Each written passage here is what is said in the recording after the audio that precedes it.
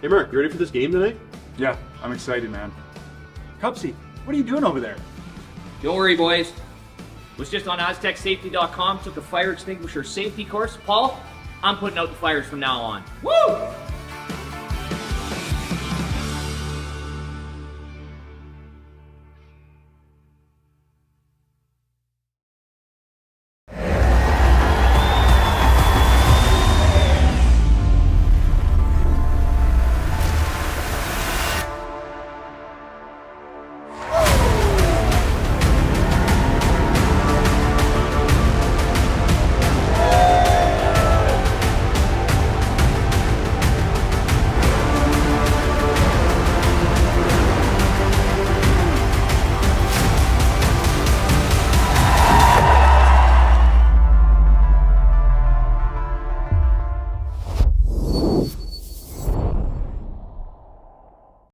This is last.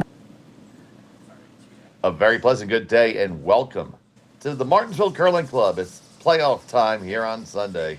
The Curling Stadium, Martensville International. We have Team Rylan Kleiter versus Team Kevin Tuma here in this quarterfinal. It's going to be Tuma with Hammer. They're throwing the Yellowstones here in the first end. Thank you for joining us as you have all weekend. We really appreciate you watching. Dave Schmel along with Sean Joyce. Kelly and Jerry are working the magic in the background. And Sean, so it's playoff time. We're going to find a winner today. It's playoff time. We're going to find a winner. And you mentioned Kaylee and Jerry working the magic. We're going to hope we see a little bit of magic out in the ice. This is probably an unusual situation for these teams as well. You usually play in these events. You'll see a few more teams in the playoffs. With only 10 teams in the field, there's 5 teams in the playoffs. So here we are in the quarterfinal in the morning. There's only 2 teams out there. It's got to be quiet. And you just don't know how being the only game on the ice can affect the ice. And because there's more games to play, they're playing on an outside sheet.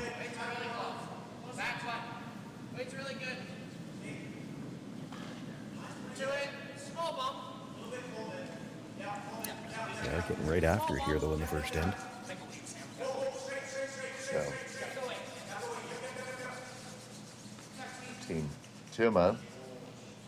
Tuma's a skip. He throws third. Sam Strauss is throwing the fourth stones. Coleman Thurston at second, and Connor Kaufman at lead.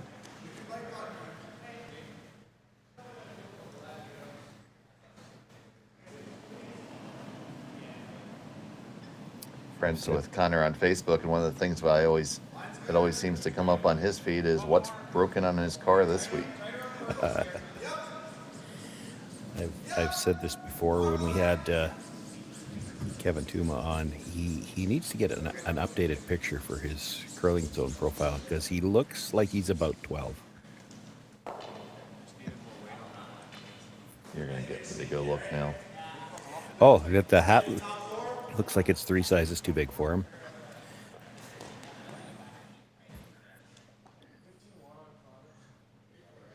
Oh, that's unfortunate.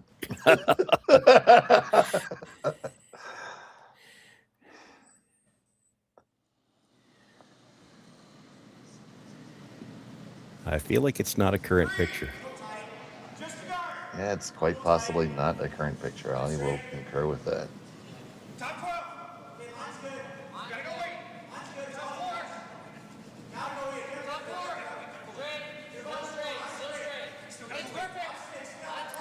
Wonder how many other people just went to look.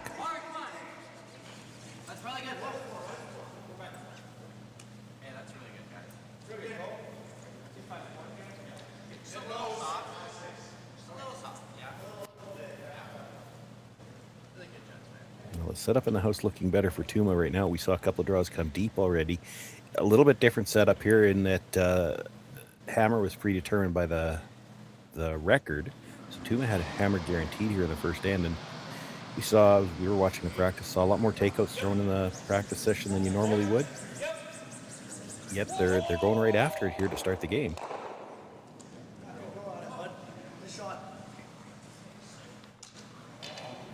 Yeah, it's nice to see. At least we're going to be spared that first end of just probing each other.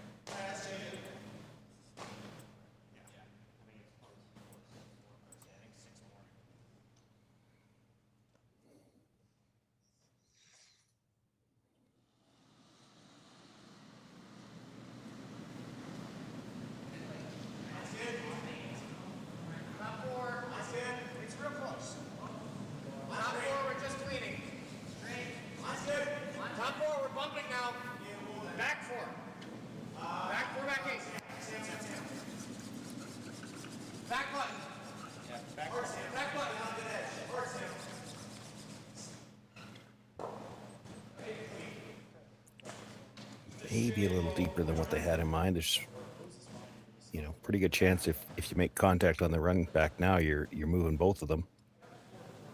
Mm-hmm.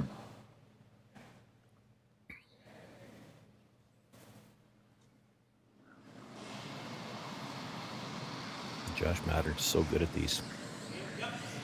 He's played second for this team this season. Well, after the switch, when Matt Hall had been holding the broom all along, he ended up playing third at the end of the season. Now, Matt not here this weekend, but Josh has played third before. He's held the broom in the past for Rylan. So that little part of the having to play with three players probably not hurting them a lot.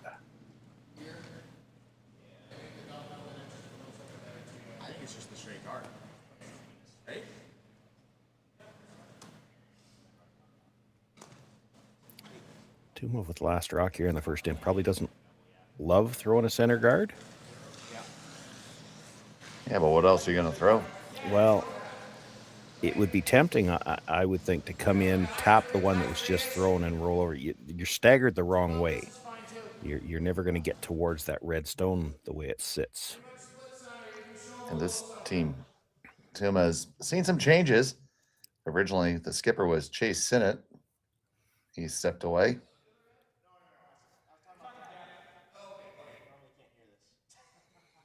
See Connor Kaufman there on the brush on the right. Was the U.S. mixed doubles national champion this year.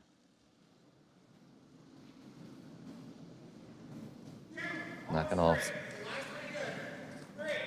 Andrews DePere and Sarah Anderson. In what was certainly a bit of an upset. Just past the red. Okay. Yeah, just time it. Yep, girl.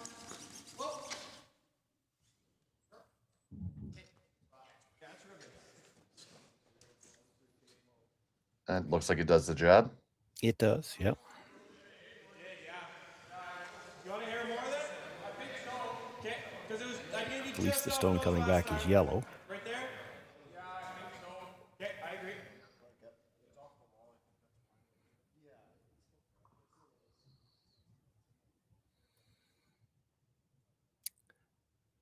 That is not Trevor Johnson. That looks like Rylan sweeping. It does look like Rylan sweeping, doesn't it? Yeah. Yeah, Trevor's in the house. Wonder if there's an injury going on there.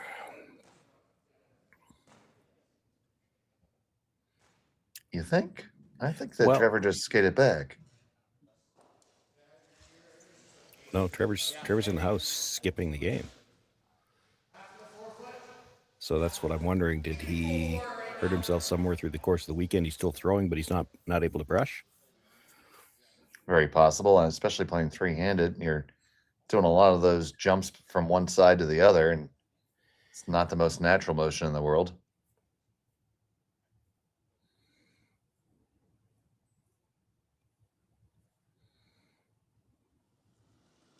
So here's the last from Tuma.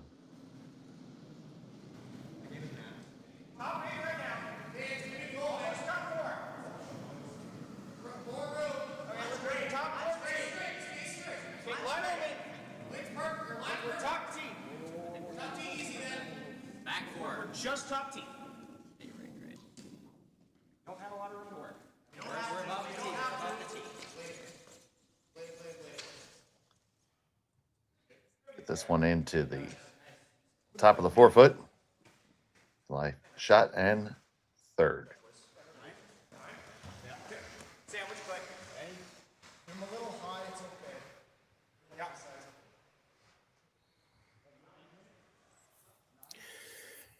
Well, I was talking about how Josh has played in the house. I'm not sure how much time Trevor has ever spent in the house, and he's going to have to be calling the line on these.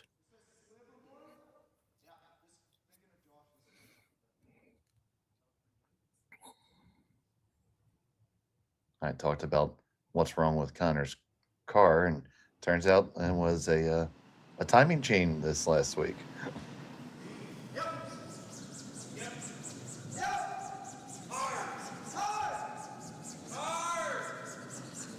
Working hard to hold this one here. Yeah, this is overcurled. And it is all over it. It's going to run it right on by. Play the little short run here? They probably do. Because you don't want to leave that yellow where it is. It's a pretty short hit and roll underneath staggered guards now, and then you're forced. Even if you straight draw, he's got that same hit and roll. Plus you can sit 3 if you make it.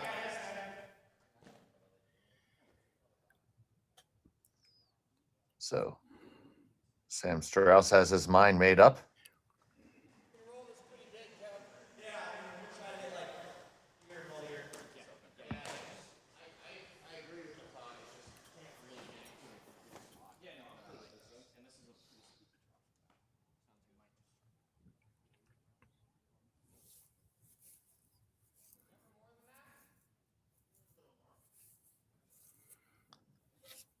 See, there's some early risers here in Martensville with their Timmy's coffee in the back.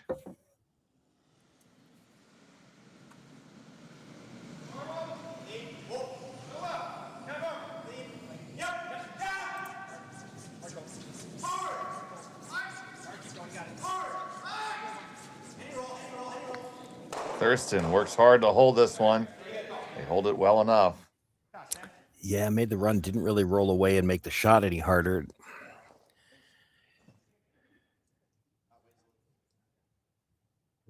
Rylan's looking awful hard at the doubles. If you just get the roll behind, it doesn't matter whether you make the double. But the double is probably dead jam, or the roll behind is probably dead jamming, but you can't really worry about that. There's only one thing that we're missing this morning, buddy. Black uniforms with red trim. Are they coming later or are they done? They might all be done. Oh, Jordan McDonald's still here.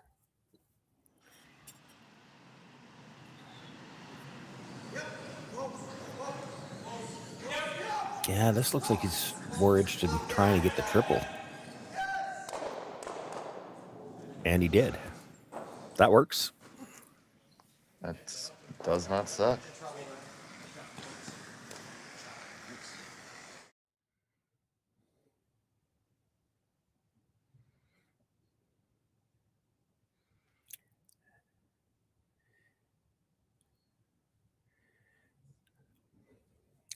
Viewers at home might be able to hear them a little better than we can. We don't have any audio in our headsets, so I didn't know that this was what he was playing, but probably a little tougher than making the hit and roll. Better result. There's no risk now, and it's going to have to be a blank opportunity for Samuel Strauss. Sorry.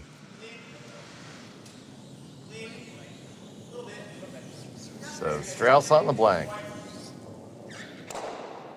Thurston cleans it on the way down. The blank is in the books.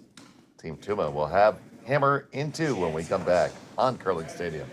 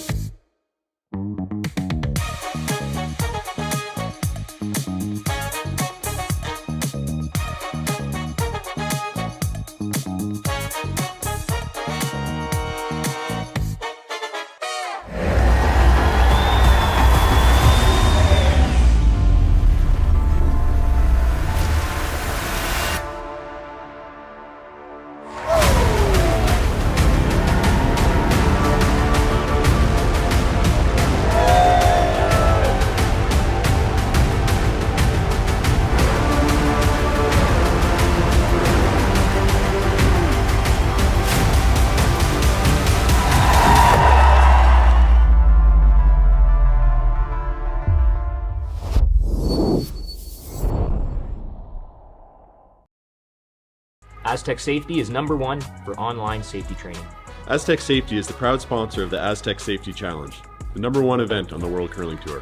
And Aztec Safety has been a proud sponsor of Team Jacobs on our quest to represent Canada at the Olympic Games.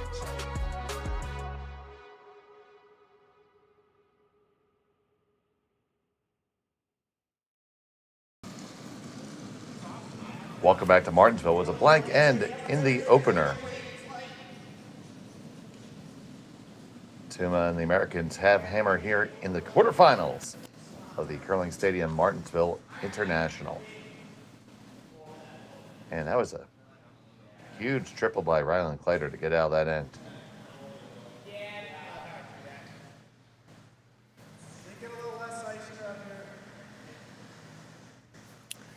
Yeah, we see a different start to this second end, to the center guard, now a corner guard. But both teams getting into it. Lots of fun.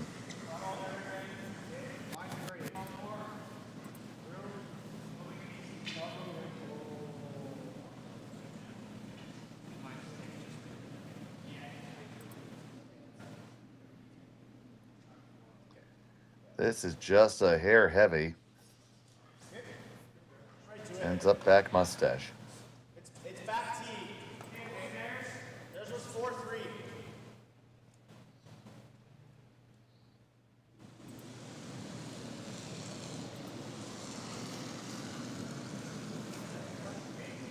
So here comes the come around from Connor Kaufman.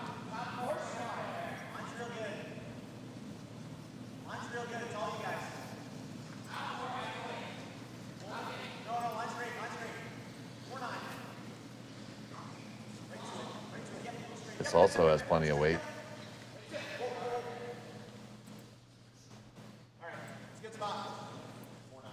Checked up a little bit on him, but still in a great spot.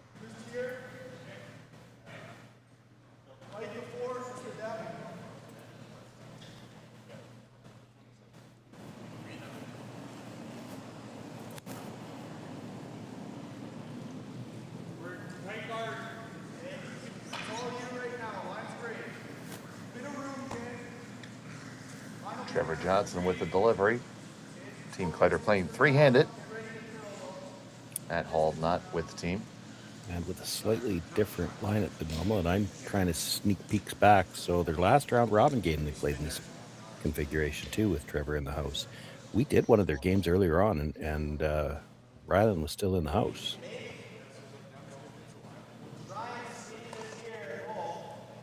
Said could have been a minor injury.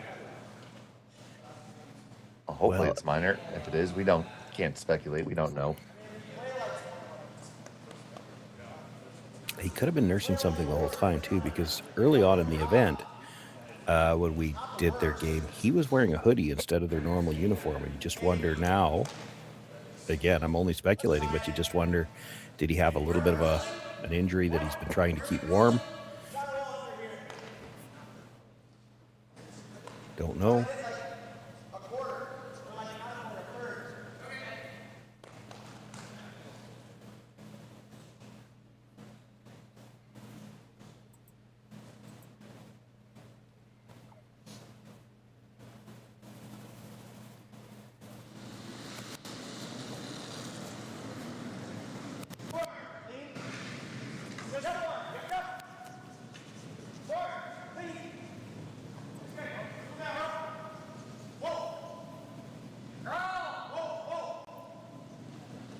So we did their game Friday night, and they were still playing under their normal normal.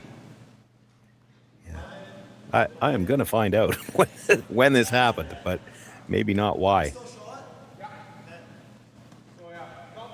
We can try to do some trolling on our back channels.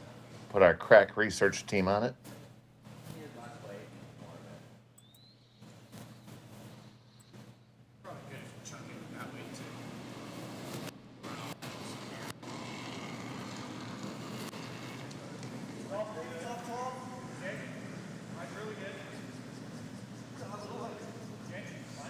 Do you know this is Joshua Mattern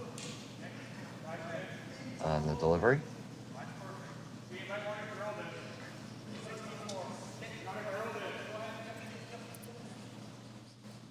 It's not like Rylan has never swept. He's done a fair amount of doubles play as well, although I don't know if he was playing doubles at all this year.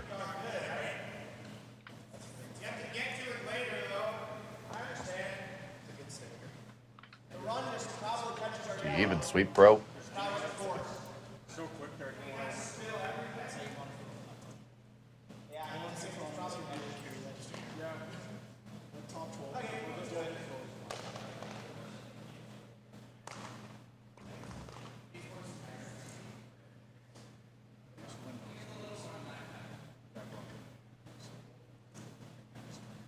Okay, so at the start of their game yesterday morning, Rylan was still in the house. Trevor was still wearing the hoodie. So it was the game yesterday afternoon where they were in this lineup, but that's not going to tell me why.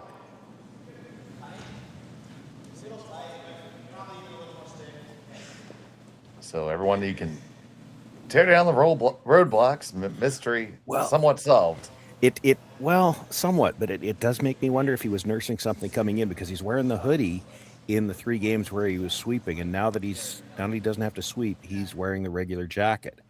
So it does make me wonder, and it probably wasn't anything serious, but it's a long season. You maybe have something with an arm or a shoulder or something like that.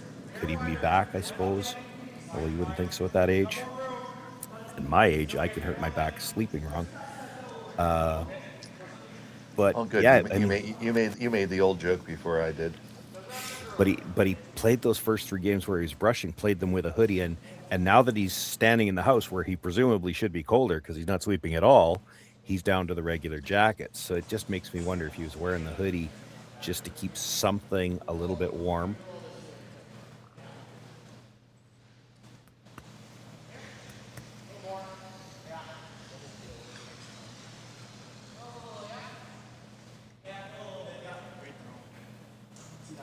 I know James Gordon had to do the ice this morning, so he's got to be awake. Let's see what he can find. Are you listening, James? See what you can find out.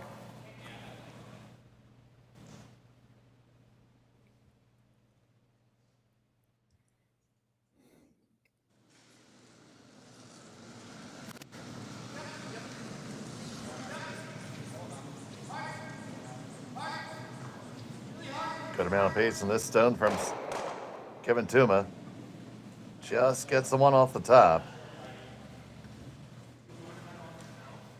Shot stone still belongs to Rylan Kleiter. But threatened. Yeah, and I'm not 100% sure you really want to try to come in. I think if you could stagger the guard, that'd be great. But you come in, he'll run the guard back.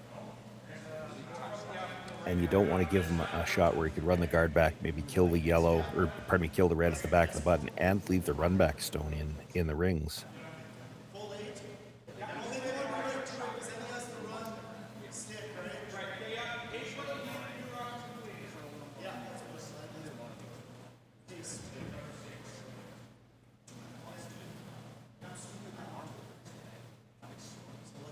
This might be deeper than you really like to put it, if with the call here.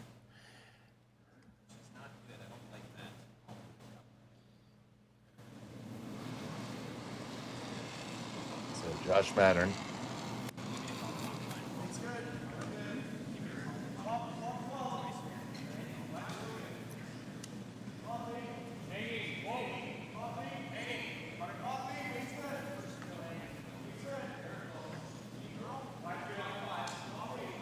You see Rylan Kleiter has the sleeve on the arm too.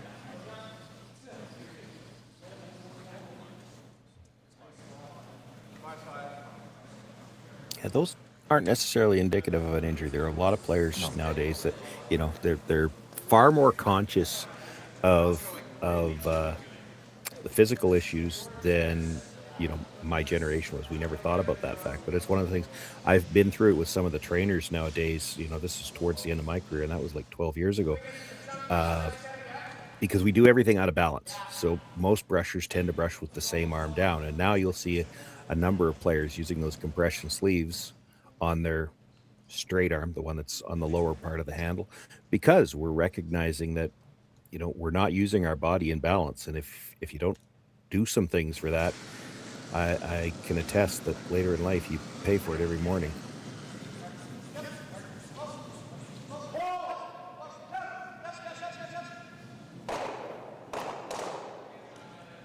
And they get some stuff moving there. Yeah, leaves the yellow open though, and he lost the run back stone, so still not a bad situation for Kleiter. A chance to be split here. I think he'll try to roll under the guard.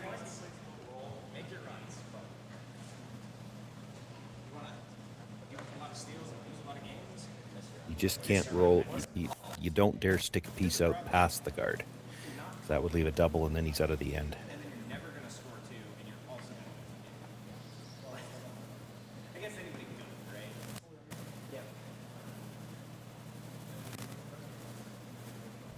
You roll open side right now, and with Tuma knowing that he's going to be forced, he might just come around.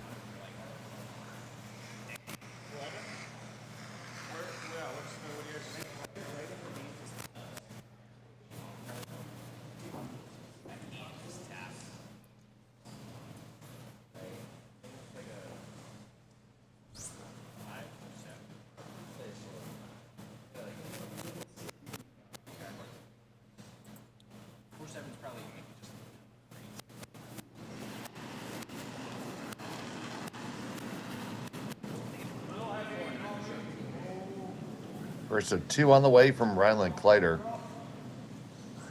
Trying to sit 2 here. And needs to roll. Mattern working it hard. They get the roll. Is it far enough under cover? It's That's a piece pretty good. under. Yeah, that's not bad. There's no double. Draw to beat it would be really tough. You actually probably have forced him to play kind of a finesse shot.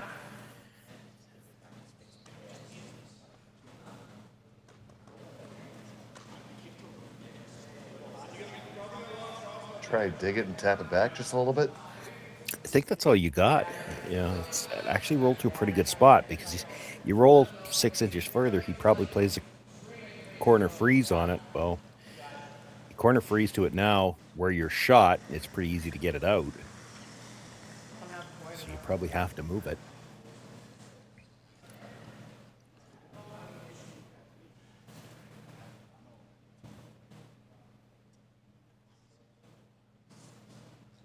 Trying to move it. You still want to get awfully close to the nose because if you flop out into the center line side, there'll be room to pass it by the red.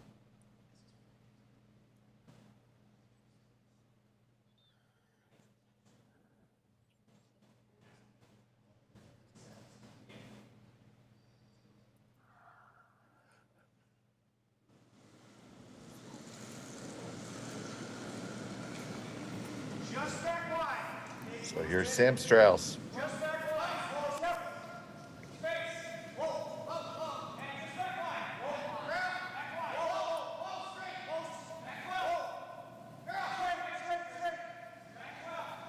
I don't know if he's got the weight to move it far enough. Gonna over curl here. I mean, his shooter's dead buried, and he's still got a shot at the red one. That really moved hard at the end. You have a shot for 2 if Kleiter doesn't get to throw, but there's the problem.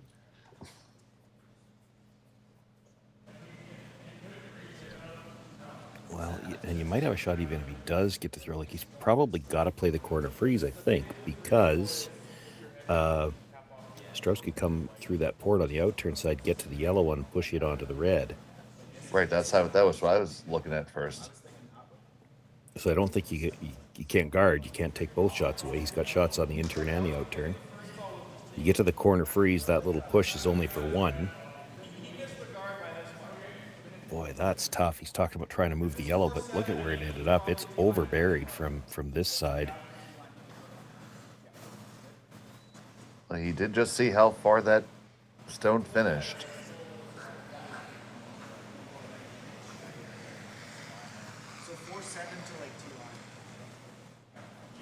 Boy, you bounce into the open, though. You give him a pretty easy double for 2. Just make the corner freeze. Yes, he's going to have the shot on the outturn side, but it's only for 1 because his shooter's rolling away from the 4-foot.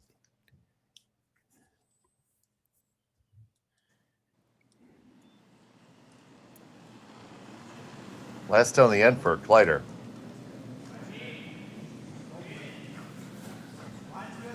He needs a dandy here. Josh Mattern walking it down.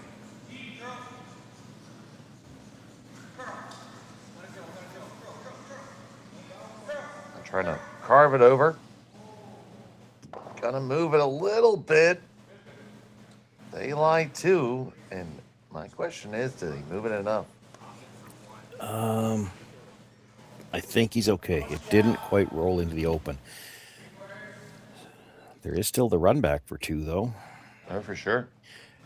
And I'm not sure it's any harder than the draw. Like, the draw is tough to get 1. You expect at this level to make it at least, so you're not going to give up more than 1, but... You see there, you would need full 4 to cut it down to 1, and a big chunk of the button to score 1. Whereas you run that back, you can get your 2. You can. You could also give up 3. Well, they're hoping that that doesn't happen.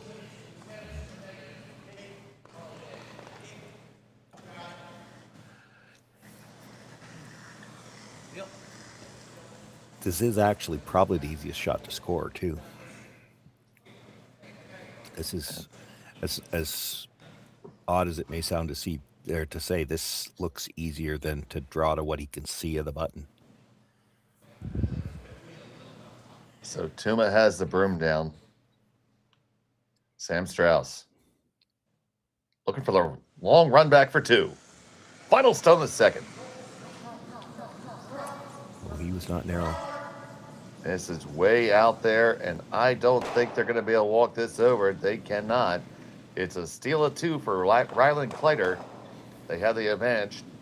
Tuma has a hammer when we come back from Martensville.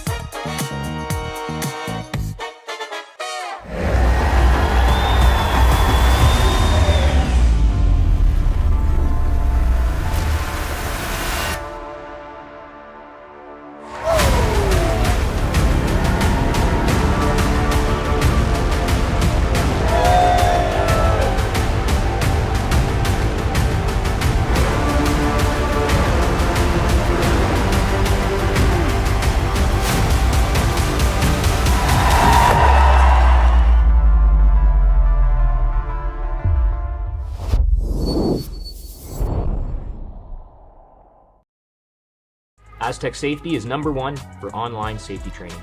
Aztec Safety is the proud sponsor of the Aztec Safety Challenge, the #1 event on the World Curling Tour. And Aztec Safety has been a proud sponsor of Team Jacobs on our quest to represent Canada at the Olympic Games.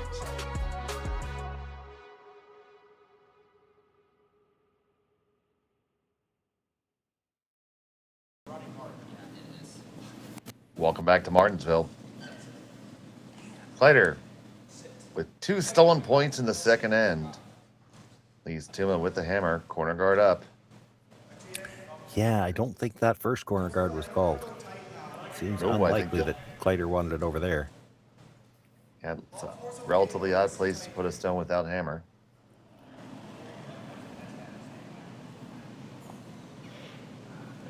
Line's good. Call for, okay, that's fine. At least. No, wait, you could tip this if you're not. I don't think we need to. You're hanging a little wide. So Trevor Johnson brings this one into the 4-foot. Right there, top eyebrow.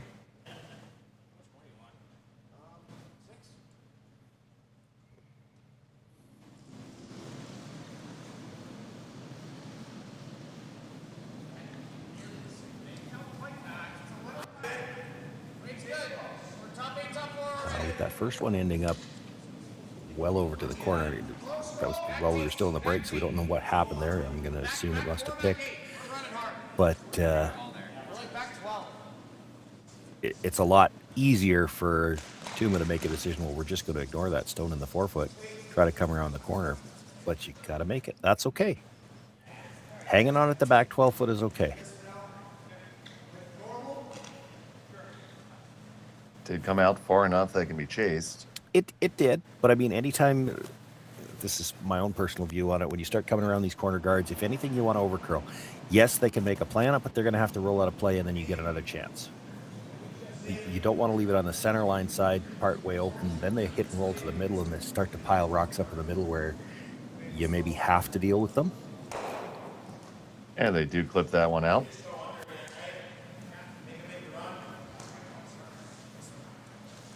Deep isn't bad either. You get deep buried.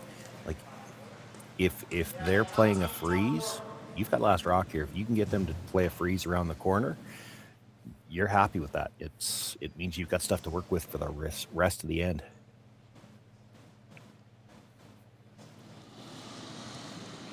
The key here is get this buried. Coleman first. Top 12, top 8. Line's good. Top 12. Close. No, line's good. Top 8. Line's green. Top 8. Line's green. It's real close. Top 8. 6. Counter, yep. Yep. Much separation as you can get. Hard. Every inch. They looped this one around pretty nicely. A little bit shorter than I think they would have liked. Yeah, it is a pretty short run. 3/4. Yeah, you'll probably Might even be able to make the double and roll into the rings. like that.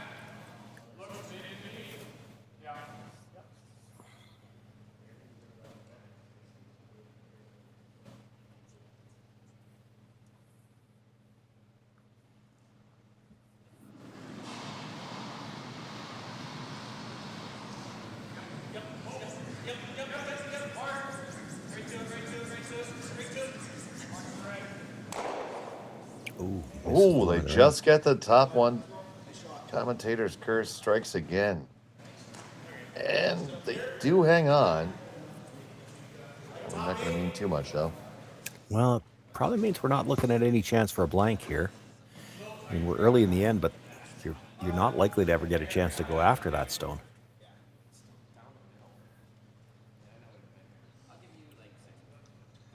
Johnson not accustomed to putting up the score.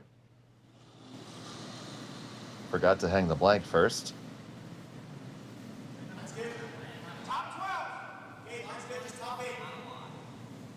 Well, technically, it's not his job anyway. Well, that's true. Rylan also not accustomed to putting up the score.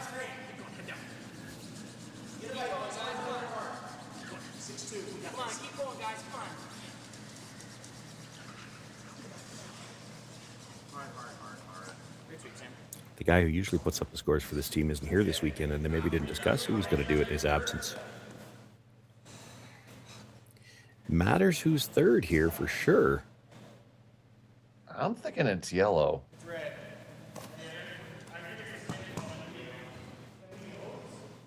A little bit of inexperience in the house because he doesn't tell the commentators who's got third.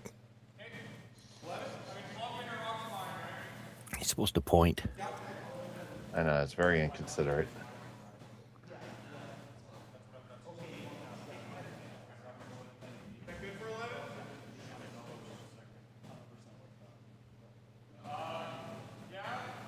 I don't think it never changes this call. He's going after this Yellowstone. He's got to sit 2 off this for sure. And you try to make the double really hard in the middle. So probably nose hit looks like the best option to me. You start rolling and either way, you actually make the double easier. The nose is as awkward an angle as you're going to get.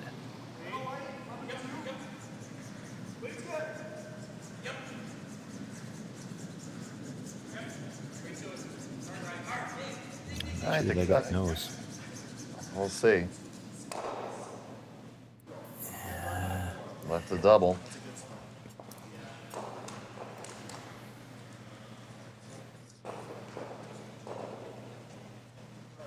Not going to play it though. No, well, and this makes me think the yellow is third shot. Okay, let's cross it then. Let's roll with half. Yeah. Me a little off the edge. So he's still thinking about about possibly getting 3 here. You make the hit in the long roll across to get under cover. You're sitting second and third, and shot stone is wide open. That definitely puts 3 into play. I mean, you could do it anyway, but it's hard to bring that yellow one back into play at the top if it's not already out counting the one on the side.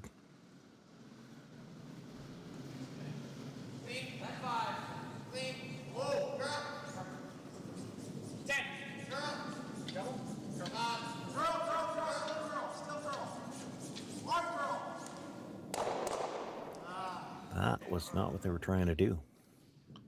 Nope. Get the spin back? Well, he did. Yeah. Oh, boy. But it's definitely fourth. We have a battle of biters here. Well, he pointed this time, so we know the red one on the side beats the yellow one on the other side. We just don't know who's got shot between the two on the left side or the right side as we look at the overhead. See, and that's another one that makes me think that yellow must be shot because he doesn't want to leave another biter around when yellow's already got second shot, even though it's second and fourth.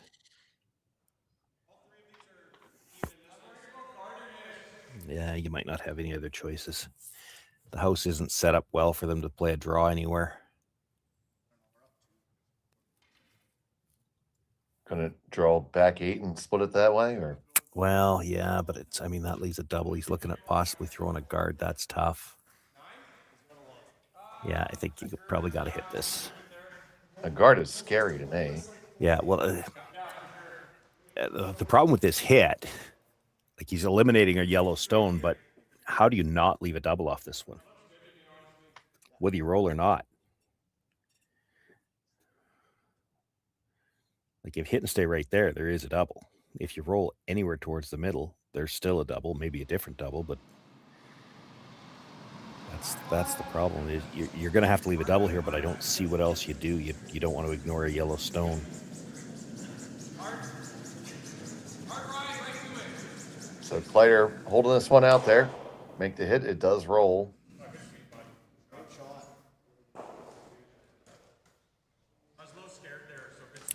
That's probably pretty good. I mean, yes, you leave a double, but you were always going to leave a double. I don't think, well, I mean, if he wants to throw weight, he can throw the double and try for the long roll, but you're flirting with rolling out then. You're not making that double because it's so close to the nose. You know, you can probably get away with 3/4 and you still hit the back one. But you're asking for a 4 to 5 foot roll. You've got to throw a little bit of weight if you're going to make that.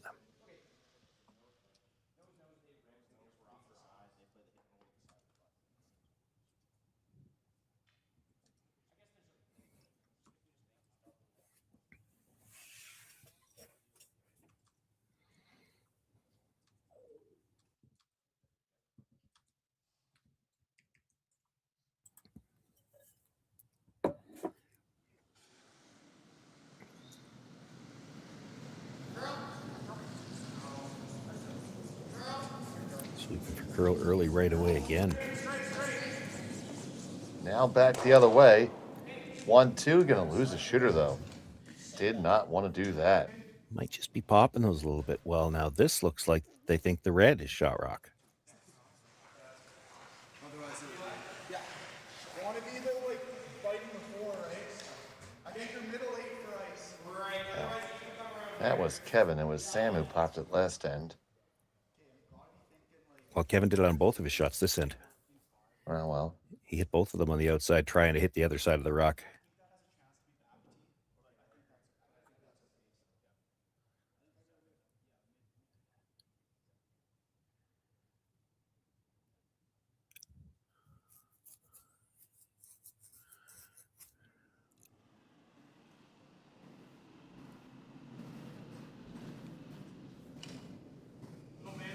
So Kleiter with his first. Yep, go ahead. Go ahead, Rick. Still go here. You're carrying it. You're carrying it. Hard, Josh. Hard. Little more. Little more. Gets that to a pretty good spot. No double there. No, and he wanted to be deep enough. So now you see Strauss Now we're taking gonna a look now because now we gotta check.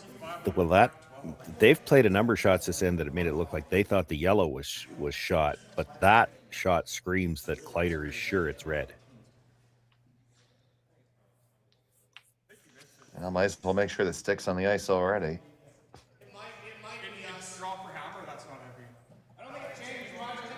Like you don't play that shot unless you're sure you're already shot rock. Now you've split the house.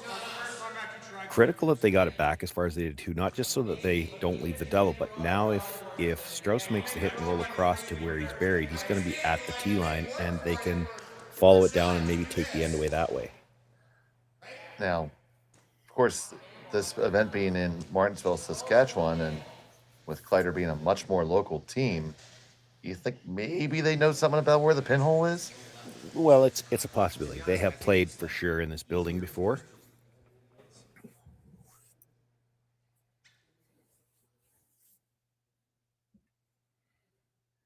Because sometimes those decals can stretch just a little bit in the off season when you dry them up and hang them.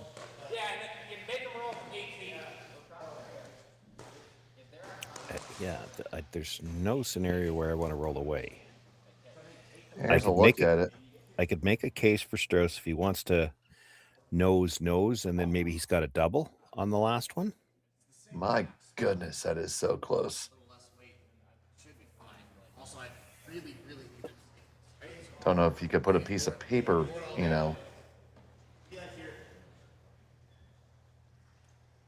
Still take another look at it.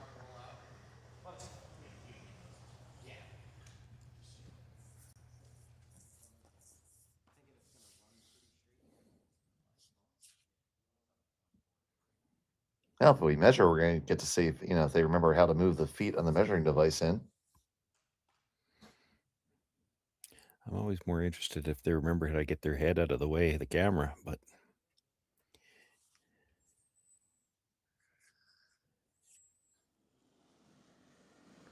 So Sam Strauss with his first of two.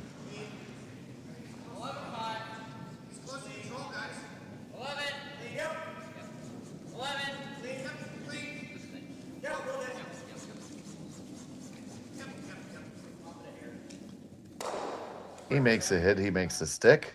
And we're probably just going to trade hits here. We're going to take another look at it. Why not?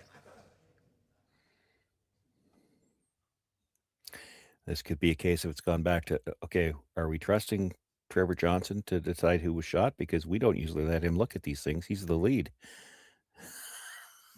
I mean, it's not like, well, it's Trevor Johnson. It's not Connor. It would be Connor's fault if. I think you're committed here anyway. You can't really try to roll behind the guard. If you make the roll behind the guard, you're going to be deep enough that they're going to have the double off that stone. From this angle right now, it looks red. But we're getting the wrong look at the yellow. So, I think extremely close. Put your guesses in right now. And on the chat on Curlington, you will have to be subscribed. And if you haven't, that's a great time to do it. if it's, everybody on the sheets had a couple of chances to look at it. If this is red, Trevor Johnson's going to be sitting back there after this ends saying, look, you guys can never question me ever again. He's the only one not going to look again. He's like, I told you it's flipping red. It's a little easier if it's not an actual. You're gonna get a flatter roll. That's okay. That looks good. 1995, Trevor. Okay. Josh is coming back saying, I don't know, Rye.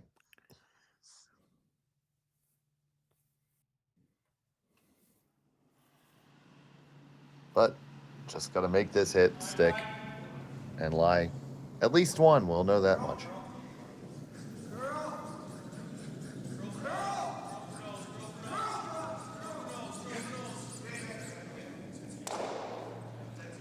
There you go. And we'll hit this one, and then we'll find out. Yeah, that's not there. You can gesture for the double all day.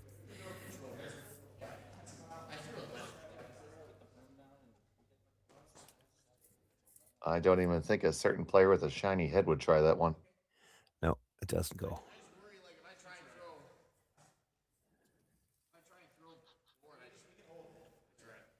This stone has been the most looked at of any stone in history.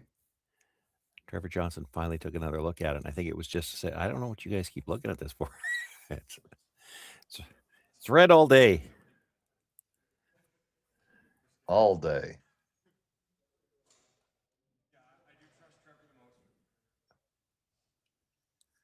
So settling the hack is Sam Strauss, final stone upcoming, event number 3. Hit and stick for 1, and maybe more.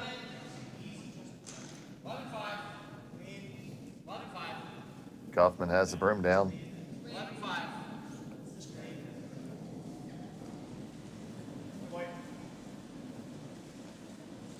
That's made no problem. All right, let's see. Okay, 1. We're sure of that one. Yeah, Trevor, we got that. How is somebody not already going to get the measurements? Here they go. Oh, yeah, I would have already had it in my hand.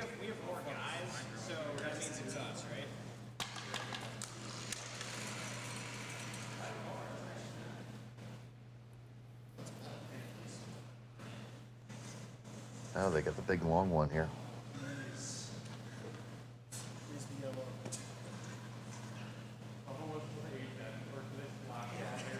All right.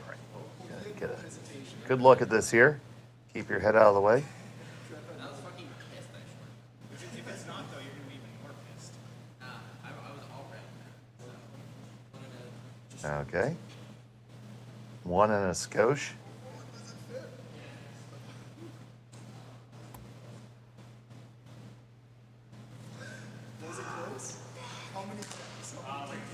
That was really close.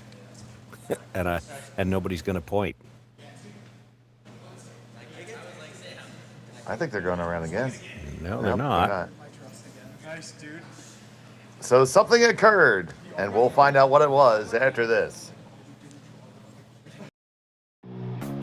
Who knew after 20 years in real estate I'd have to make silly videos for Instagram and come out behind a tree? Stu, we need to do this stuff. Why can't I just door knock into open houses like I did in the old days? That doesn't work anymore. Okay, so it's because I'm sitting here behind a tree. Come use us for real estate.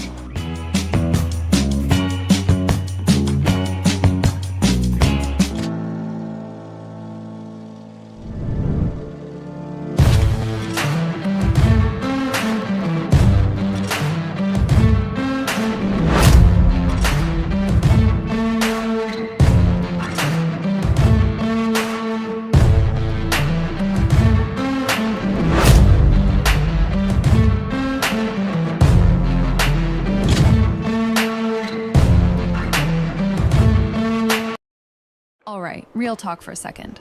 If your snack situation hasn't changed in years, maybe it's time for an upgrade. The Chocolate Lab makes legit chocolate that's worth paying attention to. That's it. Back to whatever you were doing.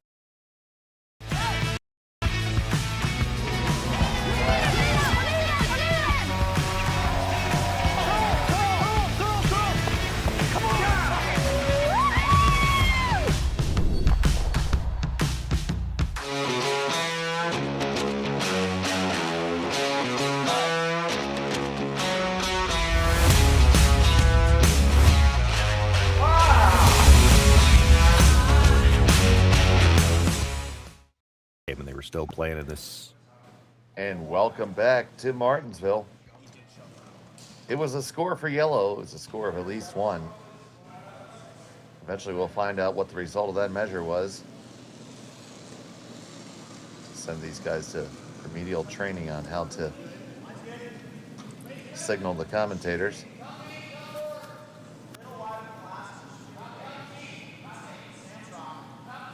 It will be Kleiter with the hammer here in the 4th. Well, but since they haven't marked the score yet, you still got time to place your bets on who won that measurement. at stake are 472 curling zone bonus points.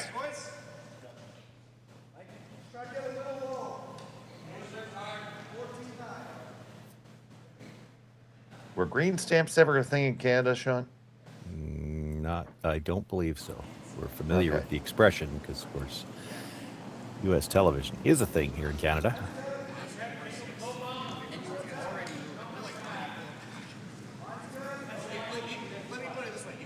Yeah. When I was young, green stamps were just going out. I still remember the little dial-matic machine at the checkout stand.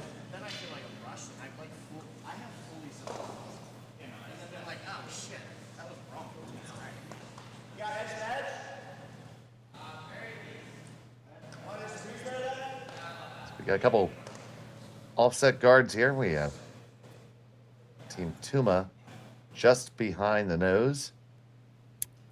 Yeah, and that one just flopped out enough. I think he can get to the inside with enough weight to move this, but he'll probably be content if he just gets the inside corner freeze for now. Thanks to everybody who's watching this morning, spending your Sunday morning with us.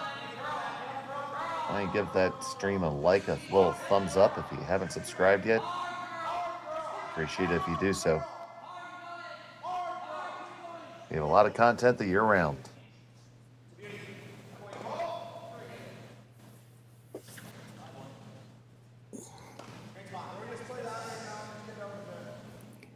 If you're watching us sitting in church with your headphones on, we hope you don't blurt anything out if your favorite team misses a shot. Or you can just say you got moved by the Holy Spirit. Well, if your favorite team misses a shot, what you blurted out probably won't. You'll have a hard time convincing anybody it was the Holy Spirit. It'd be the other one. Yeah. You can put a little extra in the collection plate then.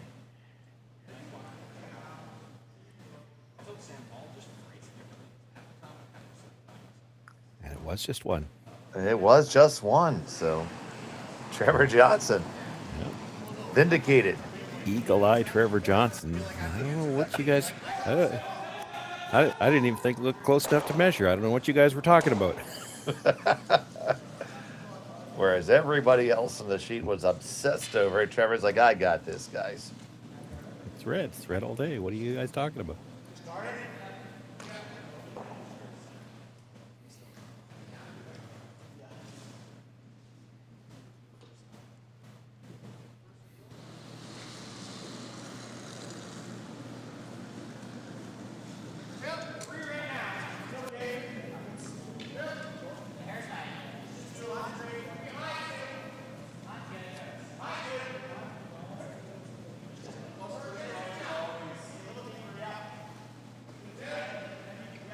Sitting in the house saying, I don't know what's so tough about this skipping thing.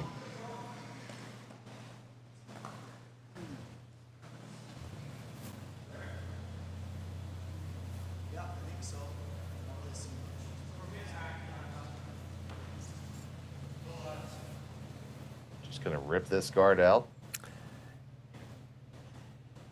Yeah, they've got the 1 point lead and the hammer. They can kind of wait for the Tuma team to do something. Now, we will have a chance to make a play in the house sit two, but hard not to leave a double back. This is shaping up like it's probably going to be a blank opportunity.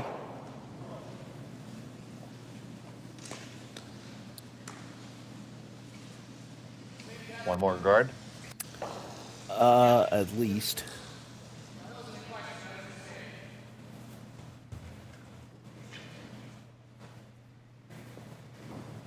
I think you can get away with two. You might want to throw the next one a little tighter.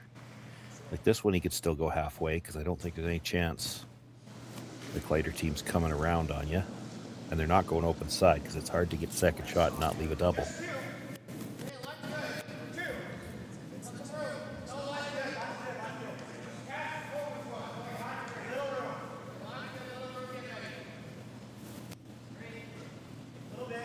You want your last guard, you definitely want to be in a little bit tighter. Even this one's okay if it's a little tighter. Because if they do something else, you want this where you can run it back onto your own. Kleiter's never playing that shot, but you might. Oh, they're thinking about it. The guy who usually plays lead is thinking about playing the run back. Yellow onto yellow that's partly frozen. The guy who never has to throw this shot.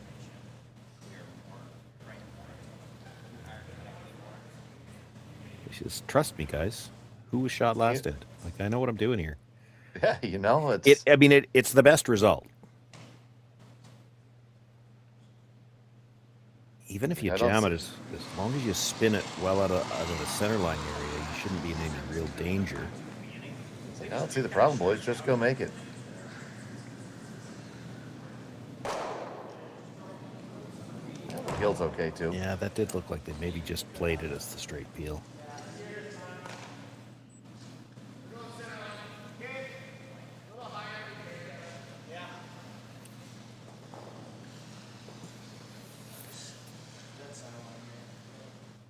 The rest of the playoffs here all day. High noon will be the next game, the semifinals, followed by the finals at 3:30.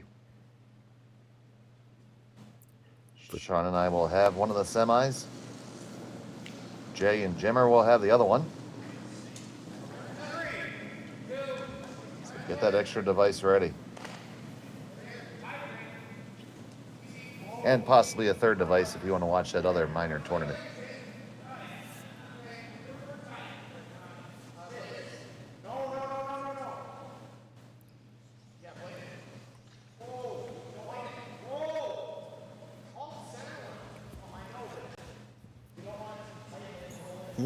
That's interesting. Didn't really get the lineup they what it might have liked. It gives Rylan the chance to come down and try to jiggle those, set up a better angle.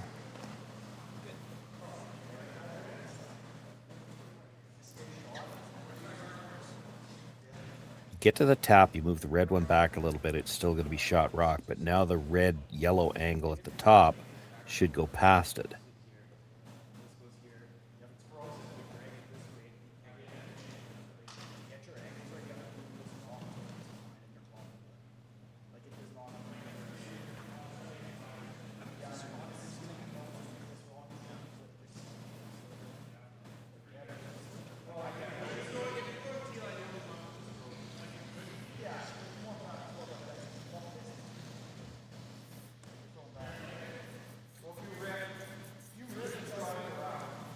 What other options are out there? You could peel the guard again. Yeah, I mean, really, that's all I'm seeing. You could maybe, if you were sure how to get there, you'd have to draw to the back of the forefoot, the back forefoot on the other side, so you don't leave a double. Problem is, this is still the last of the third stones. And they might still play that run back. One stone later, it would be a little bit more tempting to play the back forefoot on the other side. This is still the best result. You play the little draw weight tap, give yourself an angle to get the yellow out. Well, they're going to peel.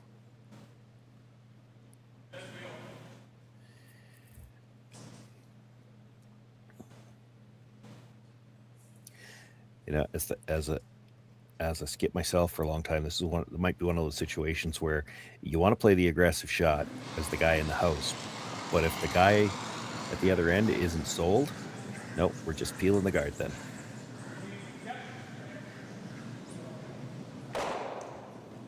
Yeah, it's such a huge part of the game. The shooter has to believe in the shot. Yeah. So now Tuma's got a decision to make. You could just hit this. Sit two. The problem is it's really hard to spread the rocks out. Then there's a double, and you're looking at a blank. If you could freeze again and leave it on the angle, that yellow in the middle, or it will be in the middle after you make the freeze, that one never leaves the house. You have to get a little bit to the center line side here. If you leave this on the broom side, then Rylan will blast and likely everything goes.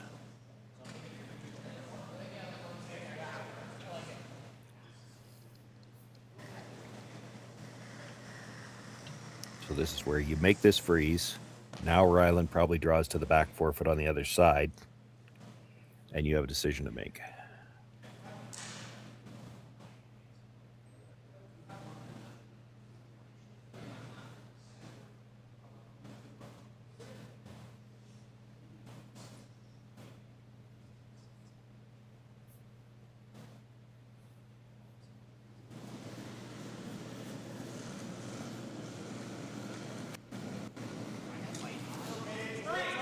Sam Strauss delivers his first.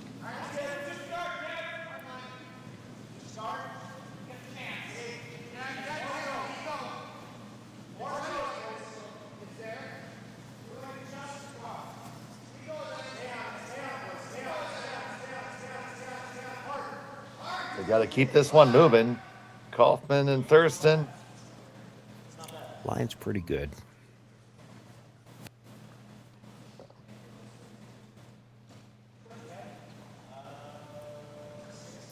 Boy, that's gutsy. That's where I'm putting it. Josh is signaling the back 4 foot on the other side. Then that little run doesn't do you any good.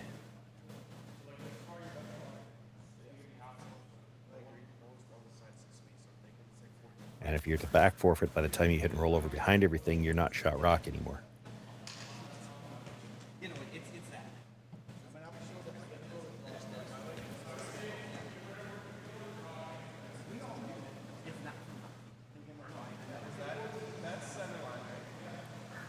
So uncharted territory here, really, draw-wise.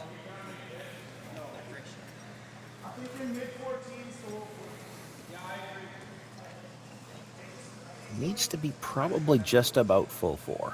Like the double run on the other side, he's going to get maybe half a rock in the 4 foot behind cover. You don't want him to be able to make that and be shot rock.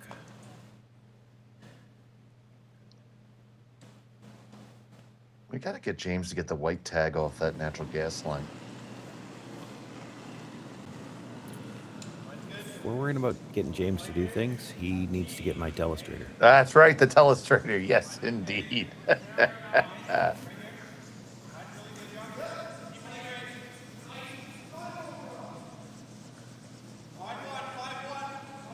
you got to be deep on this. You can't leave the double. Oh, boy. Okay, is that good enough? No. He's got the run still, and it would be to sit 2. And if you stagger them a little bit, now that red's kind of in the way. So you hit it and you kick the run stone out a little bit into the open, eh?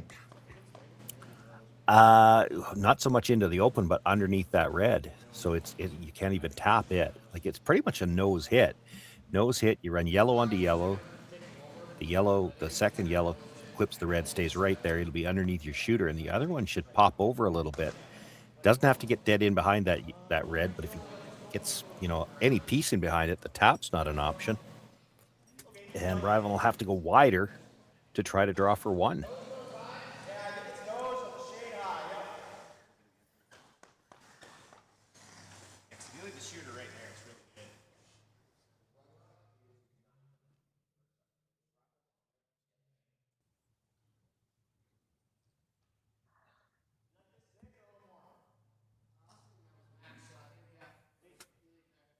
They were kind of caught in no man's land on that rock. It drastically overcurled anyway. Even if you put that in the back of the 4 foot, you could have left a freeze. It might have curled enough that you would have left the raised double. Sam Strauss to make this little pushback double. Thurston trying to walk it over. Oh, overcurled. That's not. Oh, you're gonna have a shot for 2. Yep.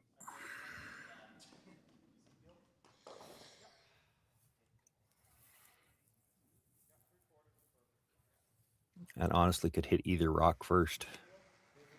Could hit the one in the 4 foot first, come into the side of the other one. So you're almost playing this like you're trying to just miss the second shot stone. And if you just rub it, that'll work. If you miss it and get the other one first, you're going to kick the other one out the side. So the only thing you can't afford to do is hit too big of a piece of the one in the 8 that's just biting the 8 foot. Final stone of the 4th end.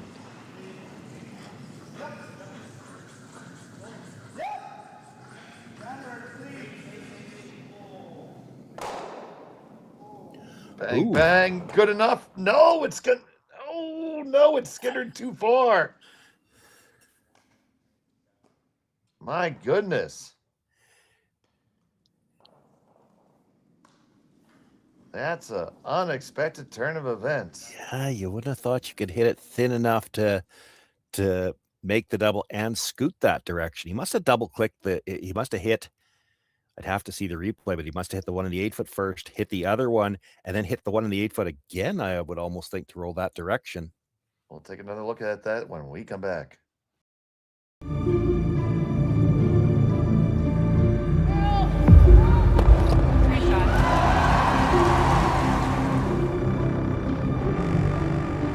Yes, yes. Curl in.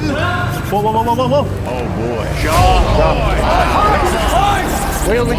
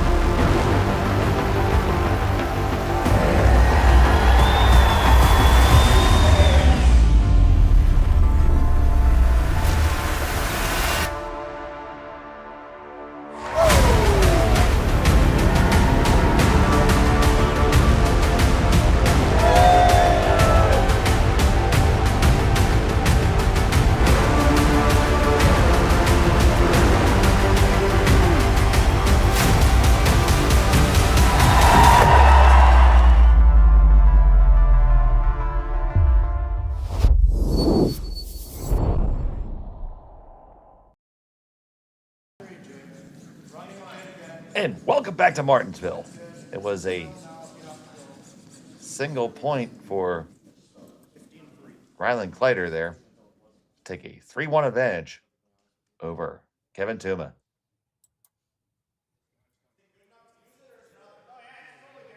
Unforced error there by Kleiter, though. Yeah, well, and probably not even one they thought was possible. You wouldn't have thought there was enough room between those two rocks, so you hit the first one, you catch the back end of the second one, and you wouldn't think you could catch it thin enough to continue to roll that direction, but that must be what happened.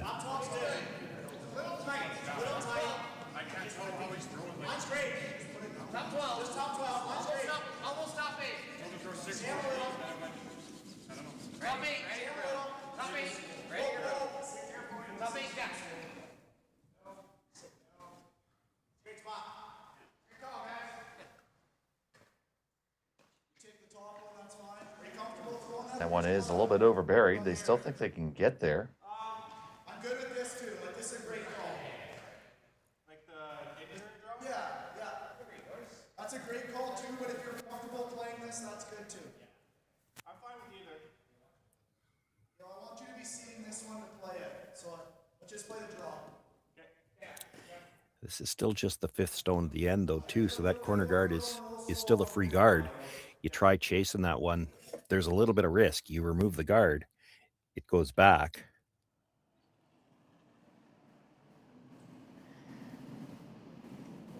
One shot later. Sorry, Yeah, Dave. go ahead. One shot later, they might have been a little bit more inclined to go after it, because if you peel the corner guard, that's not the end of the world. You peel the corner guard now, it's a 0 on the stat sheet. And no guards are really free. The stones are at least $600 each.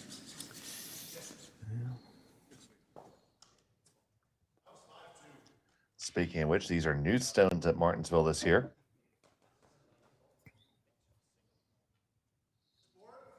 Although I will miss the blue racks.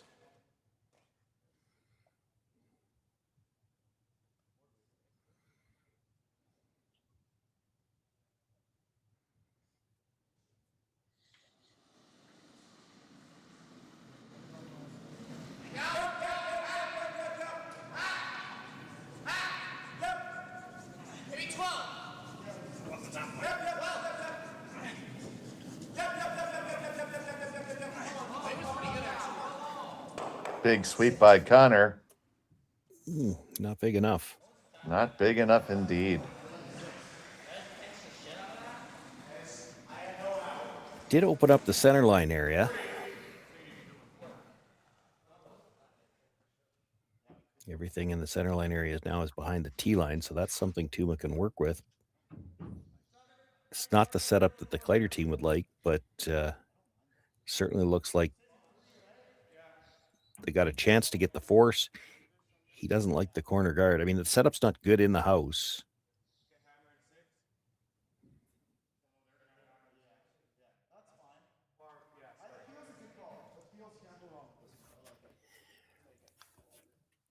Yeah, it's tough to hide behind a guard if you peel it. Yeah. Well, and now they can make a play on that yellow one. I mean, they've still got some work to do to deal with 3 reds if they're going to bring that yellow back into the scoring zone anyway.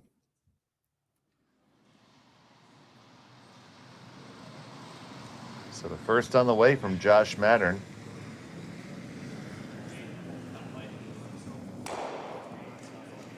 Kleiter gives it the old executive sweep.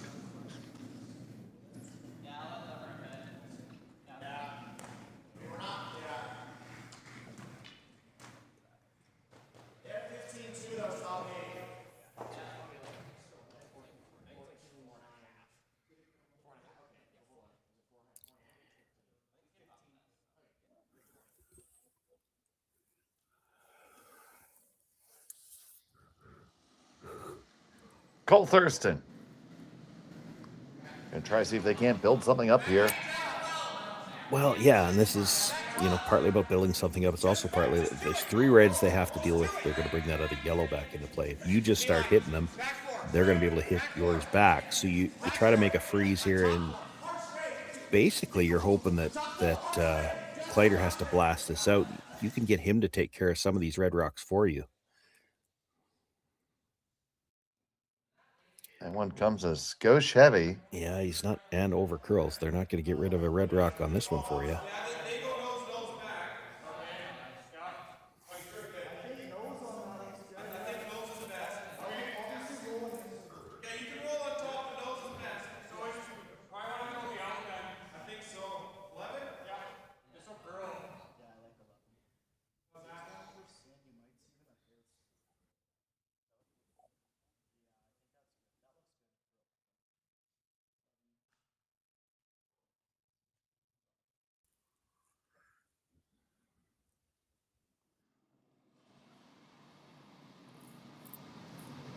Mattern looking to pick this one out and roll on top of his.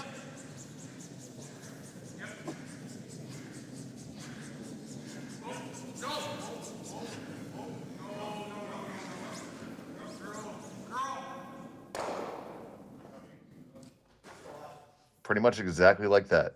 Yeah, that might be a little too square because now you're going to tap that on the nose, exchange the freeze. You could deal with one of those reds and still put them back in the same spot where they're going to deal with the other one for you.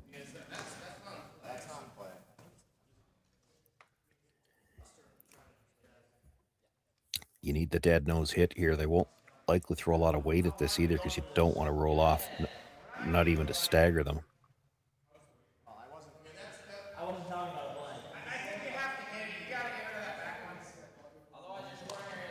So the nose and the nose only.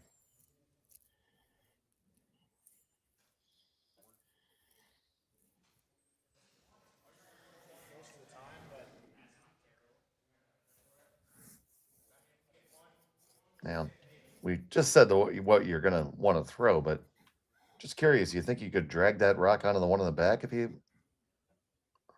Well, not holding your shooter. Right.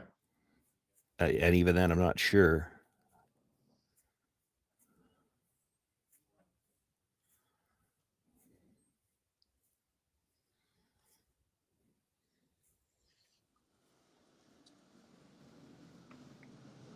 Kevin Tuma kicks and deals.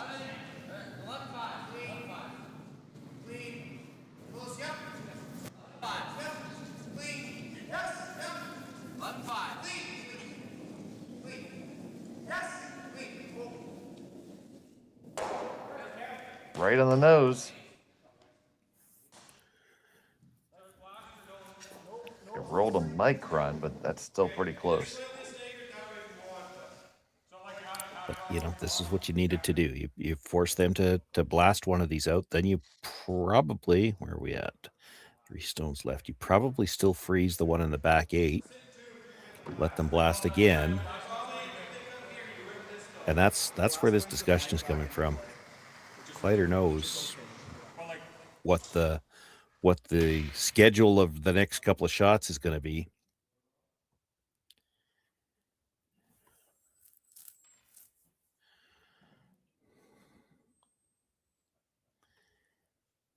I don't see how you could do anything different other than, I guess you could play that same shot if you're Rylan Kleiter here. You could nose it again.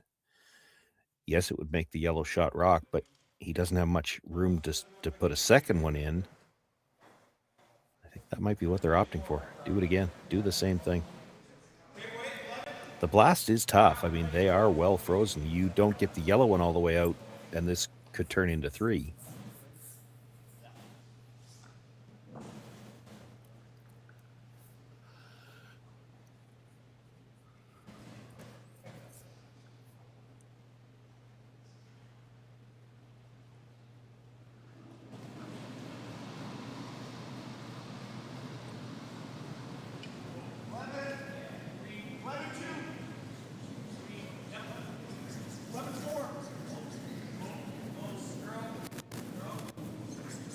Johnson shot. Kleiter's going to try to work it over here a little bit. Right back on the nose. This time just a skosh to the inside. Yeah, they did want to make sure that they didn't leave it lined up to that one at the back. So now Tuma will have to try to break this up, but he won't be trying to kill the yellow one this time. He just wants to move it back and leave a good angle on the top 2. They don't bounce crazy. Yeah, I like back 12. Back 12 back. Yeah. I'd love for this to be like half the 4 foot in the back here. Yeah.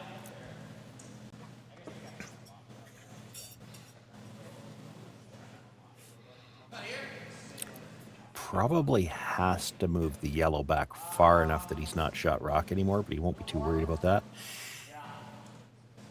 If you leave it full back 4, even if you get a decent angle, there's a chance it drags enough to kill both yellows that would be left, and the 2 remaining reds would still be shot in second. So you got to make this tap so that it can't get both yellows out. And that might mean you have to put it all the way into the back 8.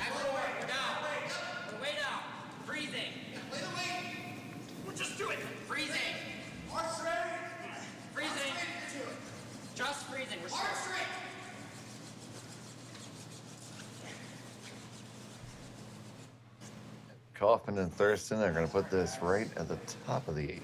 Yeah, that's far too light. You can hit that yellow. Actually, you can make it either way. He's talking about coming into the red. You do have to be a little careful that way. His first shot was to hit it center line side, roll the shooter out, which is safer because, you know, we saw the last end. They caught the back end of one of those stones and rolled too far. So you hit this on the high side or the board side, come across, catch the back end of the red, and if your shooter scoots all the way through the back, you're going to leave a double in the middle to sit 2. Yeah, just don't say you can hit it anywhere because we tried that last end and we saw how that worked out. Well, I think he's got to play it. His first thought was to hit this on the center line side. You drive, you know, half a rock on the yellow, catch the red. The 2 yellows go, the red in the middle stays, your shooter flies, and you're sitting 3. You try to do the same thing on the other side. Your shooter comes across, catches the back end of that red, and if the shooter spills all the way through, that red that stays in the 4 foot, that's a makeable double to the one in the back 12. Rye guy's going to come on down and speak with Trevor here. Trevor had an opinion, and he's being told you're generally not allowed to have them.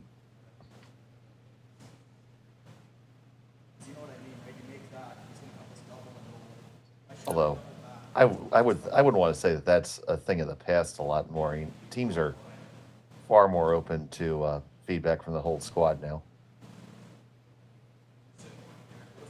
I'm sure back when you started, the lead wasn't expected to speak unless spoken to. We would still prefer they don't. Yep. Let's go from.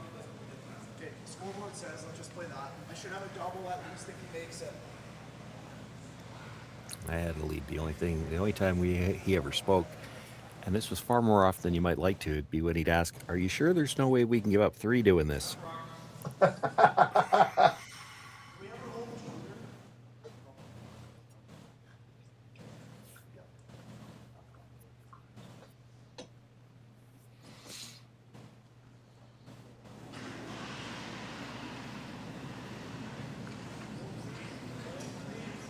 Kleiter sends on its way.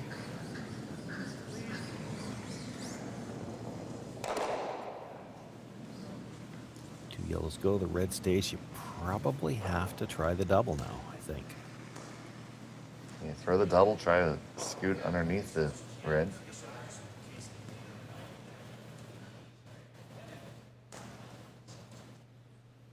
Hard to get both. Like, if you're getting the roll underneath, you're probably jamming the back one, it looks like to me.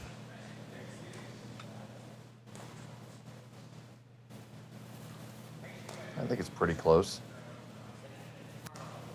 Well, I mean, was to make the double. I guess you could really whip it, but I don't imagine that's what you want to do here. You're trying to control the roll.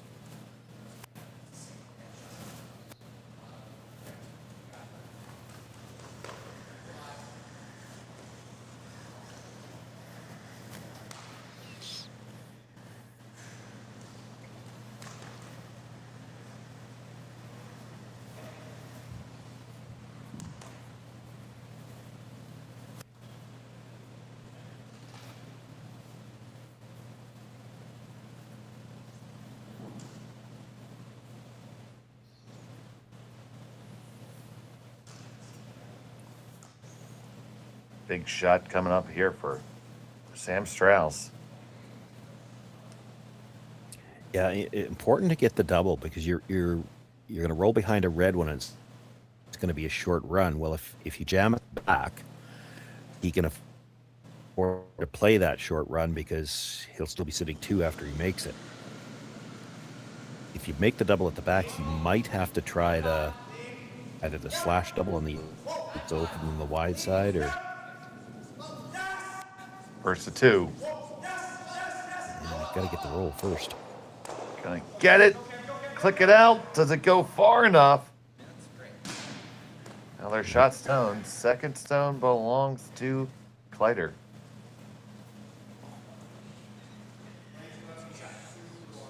The angle's a little tricky. It's pretty good effort, I think. Nose hit. Nose hit on the red. You're risking jamming the yellow at the back. You can't hit on the center line side, which is what you'd need to roll in and make sure you're beating that yellow at the top of the 12.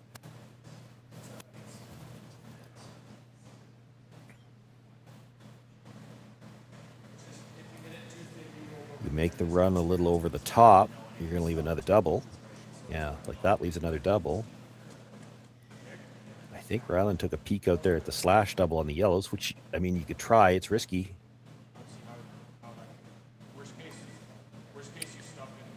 Well, yeah, I don't think...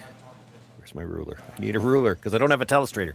I don't think you could ever jam it on the back 12-foot stone if you wanted to play the slash double. Now, it's not the easiest shot, but you're either making the double or you're at least killing one, and it's no worse than 2. The best result is the red onto the yellow, and just stick it right there, pass it by the one at the back.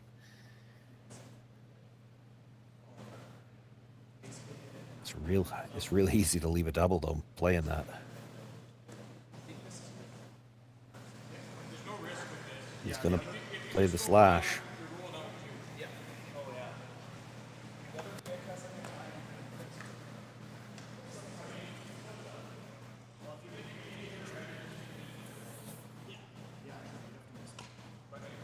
Looks like half a rock probably clips it thin side of a half, if anything.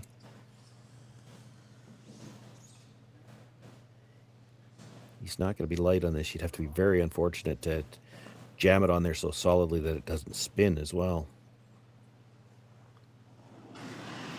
Final stone from Kleiter here in end number 5 to make this outside double. I get out there. What did you think? No, you did not. You ran it by. It'll be a draw for 2 for Sam Strauss and Team Tuma. We can play the straighter and faster way. Haven't seen either really, but let's just play this one.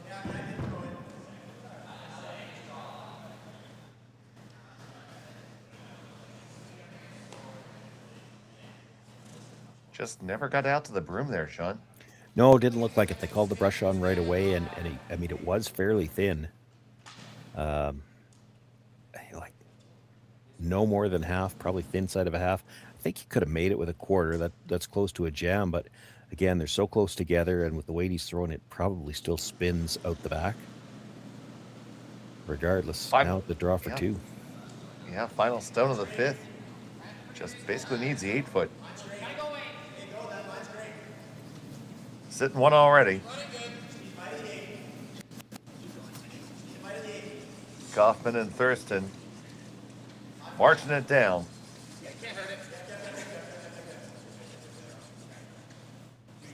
And that's no problem there. Score 2 for Kevin Tuma and Sam Strauss.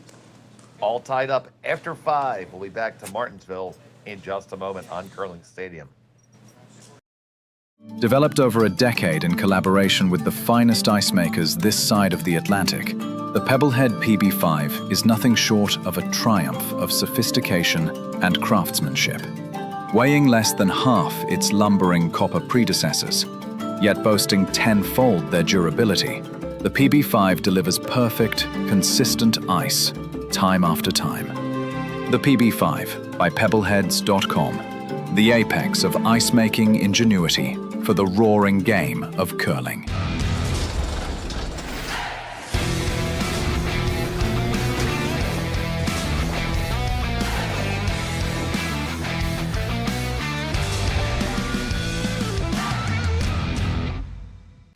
Brett, come on, man. I know Aztec's #1 for online safety training, but we really should be out here practicing. I know, guys. I'll be right there. Just let me finish this course on gas detection. Wait. Do you smell that?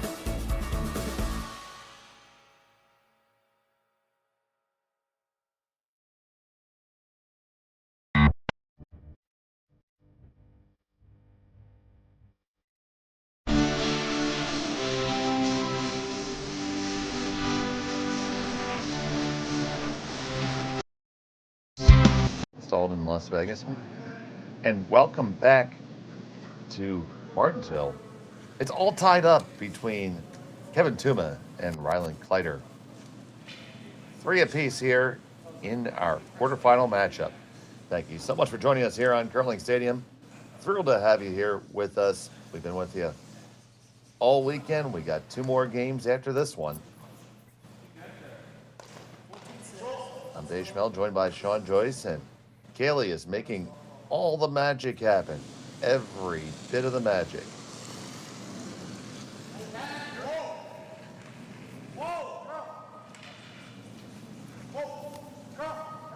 Well, the only thing we've decided through 5 ends of play is that Kleiter's got the hammer now instead of Tuma in a tie game.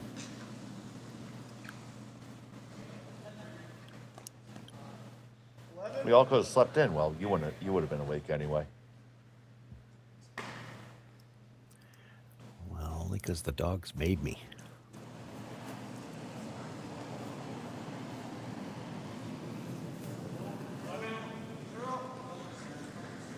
The complexion of this end changed when that corner guard slipped in.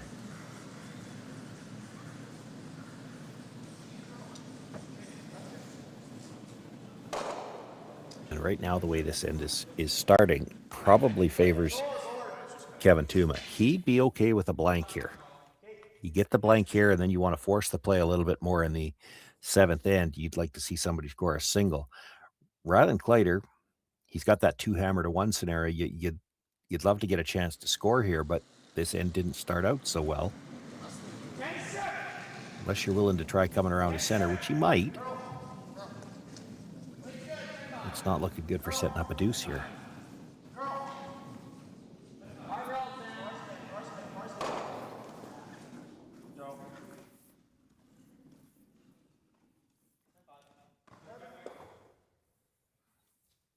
Going to try to make that roll now. And this is one where you don't want to, you've heard, not just me, you've heard lots of guys in my position say this before.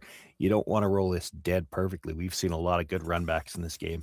You don't want this so far buried that when he runs back the Yellowstone, he could stick it covered. You want to be maybe half behind so that if he sticks the run back, he has to roll the guard off a little bit.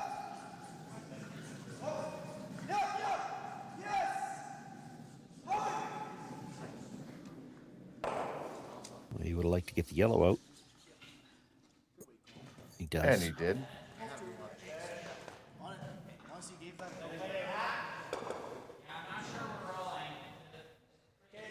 Where he can just see all of it. Yeah, you see Kevin calling for hack weight there.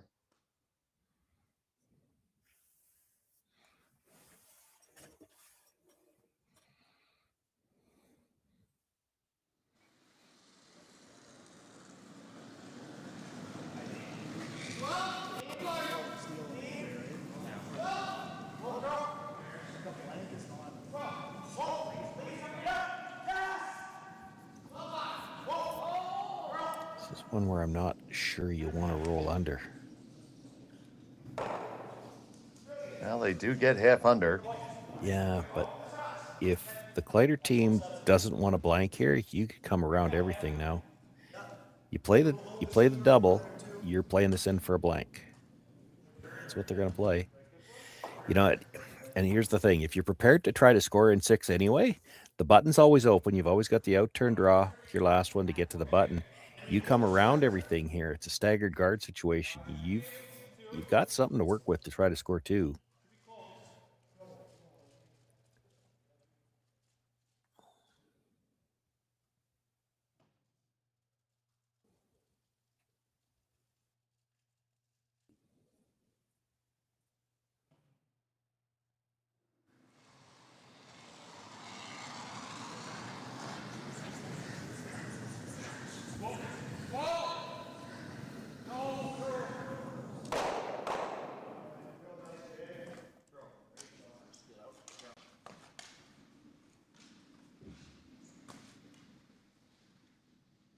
Made the double, rolls to a corner guard on the other side, and again, Kevin Tuma happy to blank this end. He's more interested in trying to force the play in 7. You blank this end, somebody scores in 7. You've got either the lead or the hammer coming home. That's either one is Pretty good for Kevin Tuma right now.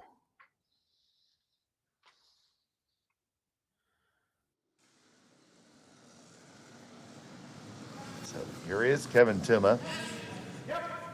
Throwing his first of the 6th.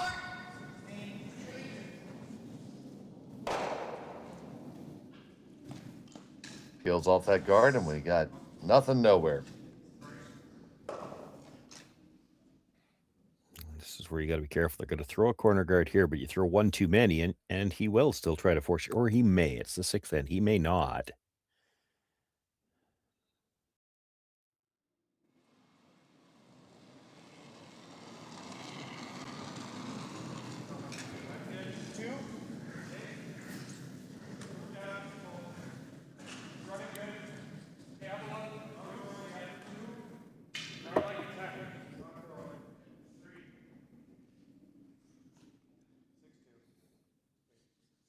And the corner guard is up.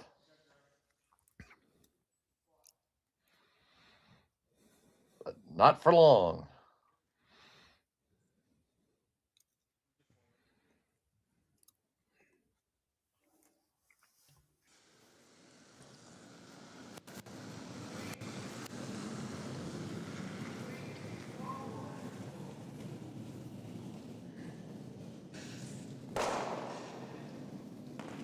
Adios, amigos. That one's out of there. Let's go this side now.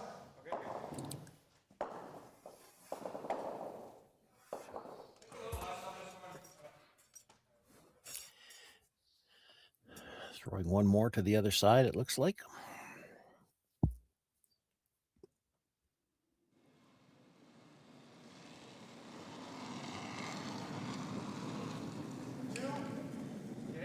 Maybe 2.5, right? Similar. No, this is 3.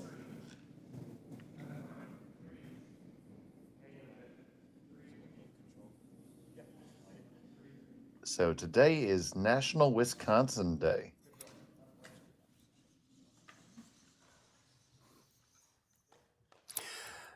I could get in a lot of trouble responding to that.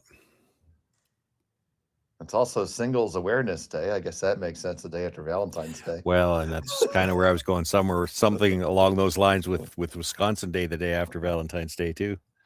And then also National Gumdrop Day.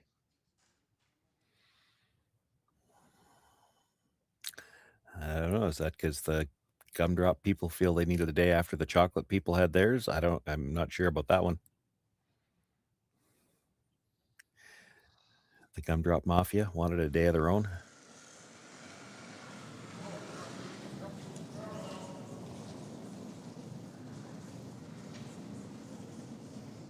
So how do you celebrate National Wisconsin Day, dude? I mean, I know everybody wears those shirts that says "Drink Wisconsin." Do you just get drunk and have cheese?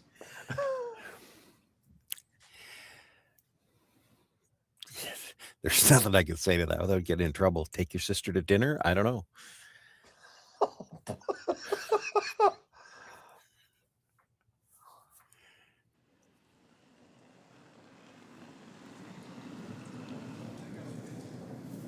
Just sing The Farmer in the Dell and eat a piece of cheese. There you go.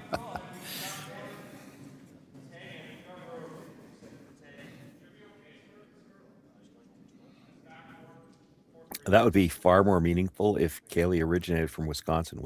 We'll have to put a crack research team on that too.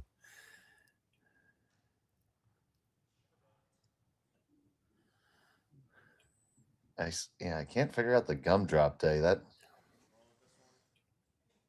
Singles Awareness Day. I mean, I can testify to that.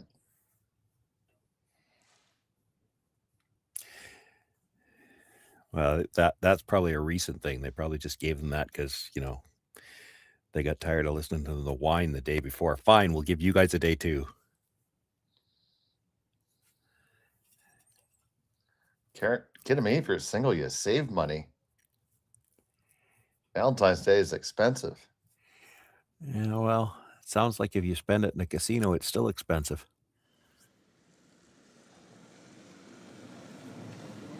I resemble that remark.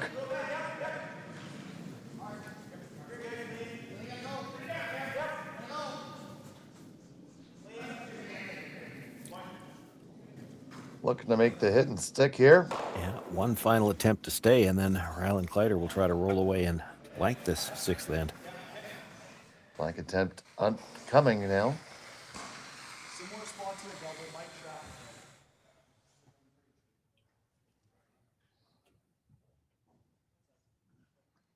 Do gumdrops come in different flavors, or are they all just this, the same stuff but colored different?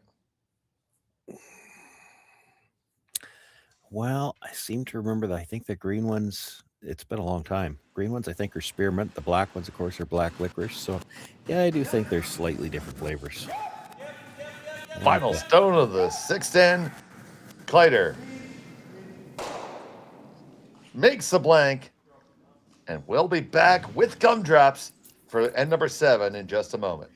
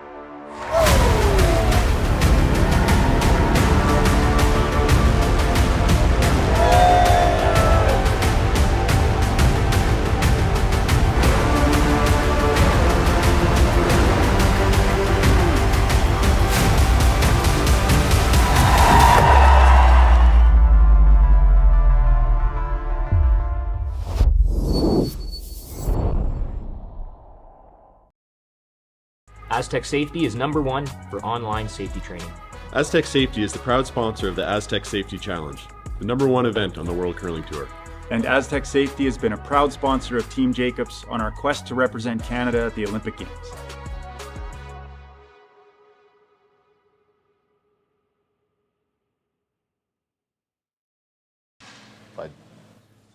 Welcome back. It's a 7th end. It's all tied up. A blank end in end number 6 for Rylan Kleiter. He retains a hammer in this tied up affair.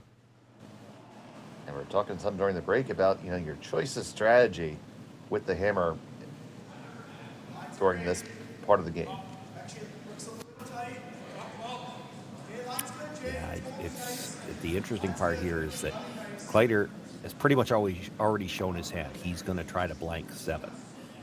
So Tuma can play a little bit more aggressively here. Now, you've heard me say this before when you get into these tie game scenarios. Tuma wants to see somebody score here.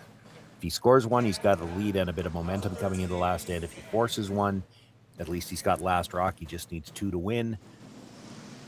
But when you know that Kleiter's going to try to blank, and here's that first stone coming deep, helps Tuma a little bit as well. You can play a little bit more aggressively here, because the thing you have to be worried about when you try to force the play too hard is that every once in a while the other team will switch gears on you and you might end up forcing them to 3. Well, Kleiter's shown you he's planning to blank this end.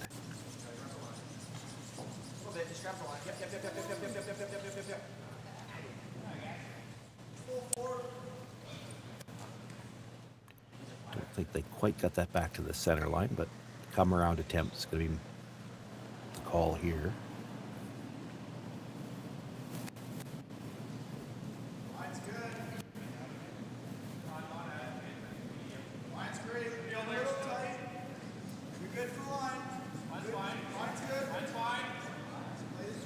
Yeah, and it goes back to the whole conversation that always seems to come up as to what do we do about blank ends?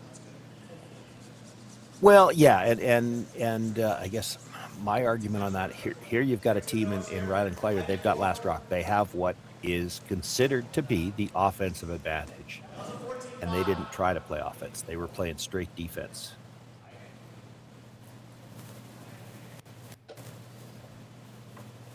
And that's maybe where the bigger part of the problem comes in. If the team with the offensive advantage plays offense, I don't think the blank ends are an issue. Yeah, because they happen when something goes wrong. We tried to play offense, didn't go our way, we bail out. But that's not what we just saw. And I'm not sure if I'm completely married to the Grand Slam rule either, only having one blank end per team, because as soon as you fire that bullet, the other team knows it the rest of the way. Yeah, I mean, it's been around in doubles since the start of the sport. You couldn't blank an end, you lost the hammer. And it certainly has resulted in more rocks in play. Now, the whole format of doubles, I mean, the accuracy isn't the same. Your clock is you're a little tighter for time when you start. You've only got the one brusher. You maybe don't have a line caller in the house. So, you're not going to throw in the mid-80s, low 90s in doubles as a rule. But you can't argue that the format hasn't been exciting. Well, that was an open miss.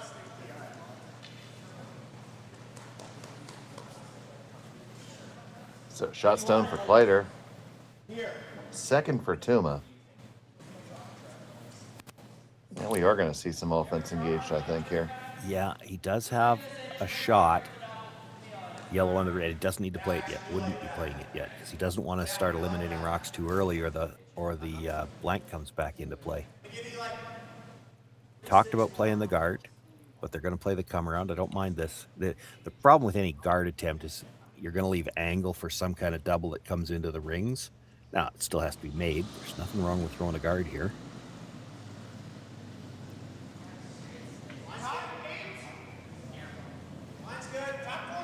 You make a good draw here.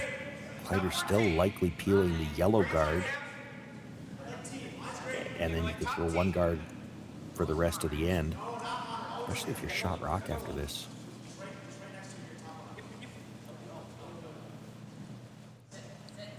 And you will be shot.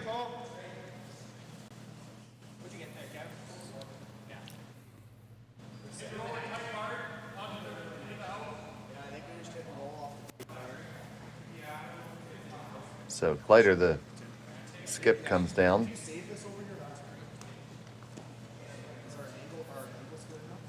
It is Trevor Johnson, the normal lead, playing in the house today.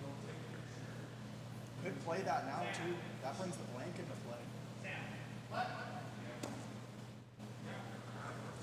With a little sprain of something along the way. Yeah, we've heard it's an upper body injury. What I haven't heard yet is whether it was something that was, kind of a pre-existing thing.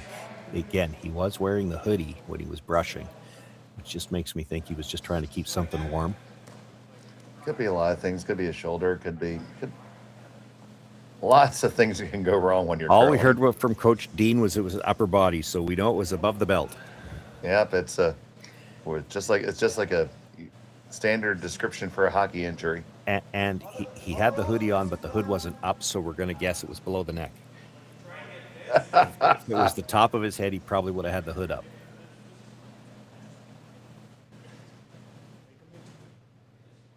If it was the top of a head with a lead, you have to wonder how really debilitating that injury would be anyway.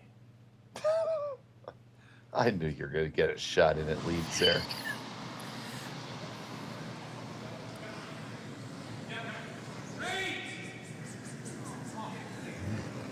Don't know if he's getting by the guard.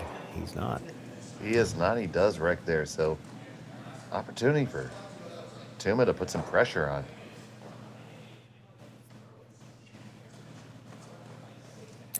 Yeah, it's just the straight guard for now. Hart, they talked about trying to make the pick on the yellow. Now they kill the red with it, but it looks like it goes by the yellow at the edge of the button. If you hit it on the broom side now, it's going to drag a little bit. I don't know if it would make, there's not a lot of room there, right? I don't know if it would touch that yellow at the side of the button. Regardless, you're going to guard here and force the Kleiter team to make a decision on what they're going to play in the house. But it's already, the blank is not looking good. And really hasn't been from the time your first rock ended up in the back of the 8-foot.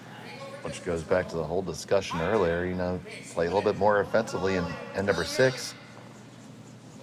Who knows?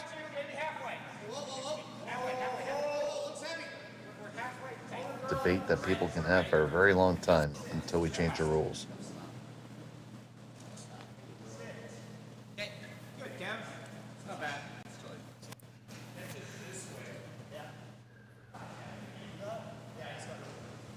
Can you see enough to run it in? No, I know. Yeah. I think to run it back and try to kill those two on the top of the 4-foot. Now and again, it is still possible. It drags. It's hard to know.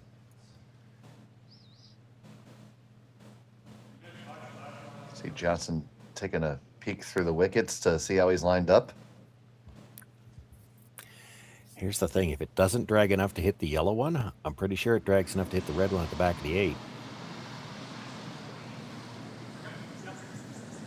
Mattern fires away. Kleiter picks this up right off his hand. Push it back, shove it back. Both of your own reds are gone. And you leave your opponent sitting 3. See that again if we can.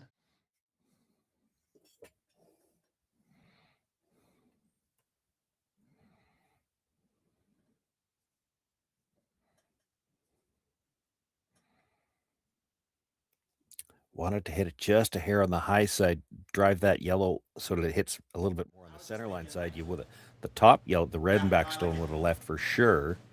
Hard to know what happens to the other ones. So we got 3 lemon gumdrops in there. Yeah, I'm just saying, like, if we... No, I know. I'm just thinking it might be easier if we go high. Although we do like chocolate, for sure. Still trying to sign up for free samples. I haven't found a way to do that yet. Yeah, chocolatelab.ca, one of our great sponsors. Check them out. So like a 3? Yeah. And just kind of touch the center? It really, weight doesn't matter that much. It's more about lining this run. As long as we're touching the center, it's good. Not 100% sure what the discussion was about.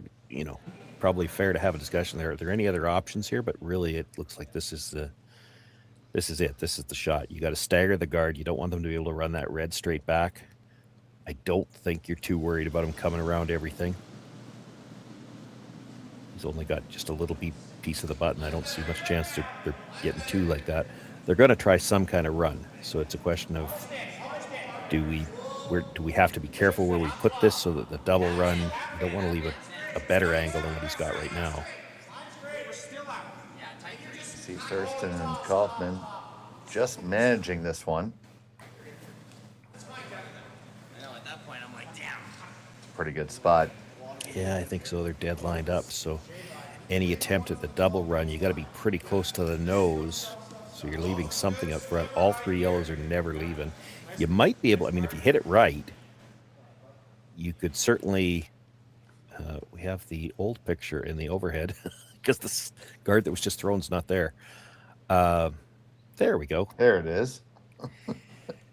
If you hit this right, you could certainly move the three out of the middle, and you're hoping to pop them all open, maybe get the 4 foot open at least. Well, no choice but to pound the bejesus out of this. Yep. Get a little bit moving. Not really enough, Sean. No, that one was the... And you see that stagger up front now. Yeah, so there's no run available now. Well, I guess you could play the double run, and they might have to. They need some room. They're gonna draw at this point. Yeah, I get what he's looking at. There's no straight run back now, so he's trying to throw a wider guard. The problem with that is then he can play the double run for sure, over the top double run. I think you still stagger this. He's not drawn.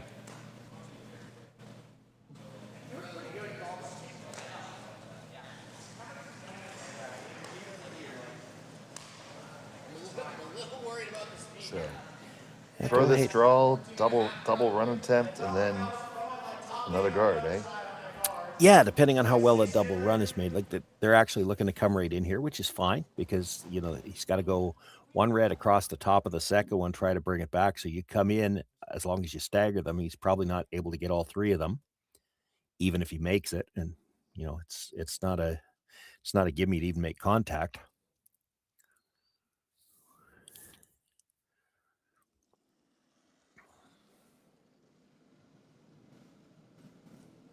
Sam Strauss with his first in the 7th. Opportunity has met them. We'll try to take advantage. A lot of room. We're right at your broom, Kevin. We're past it. We're bumping.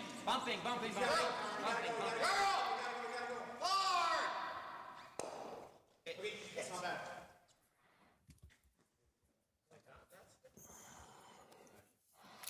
Well, he left it on the side where if they do make this, they could still make all three of them move.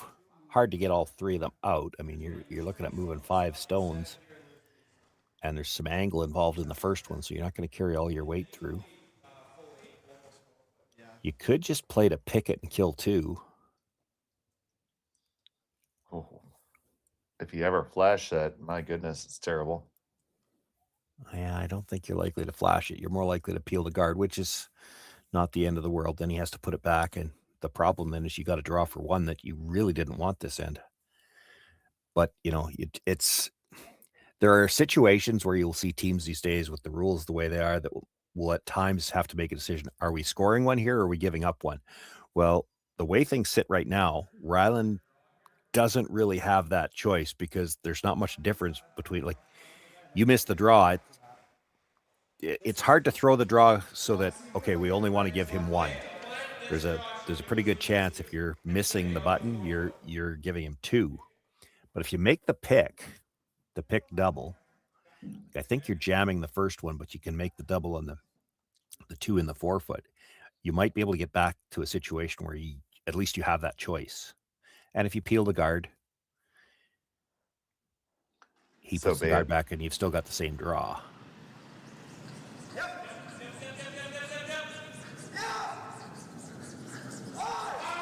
Got this right out of his hand. It's past the guards. Gonna pick it, move 1 and 2 out of there. Nice double takeout by Rylan Kleiter. Yeah. think you're throwing the out-turn draw.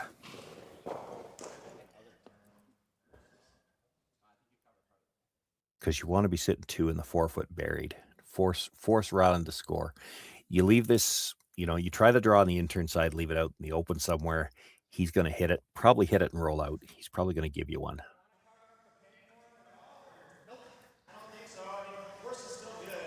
You want him to be shooting this against the possible steal at 2, and then he has to try to score.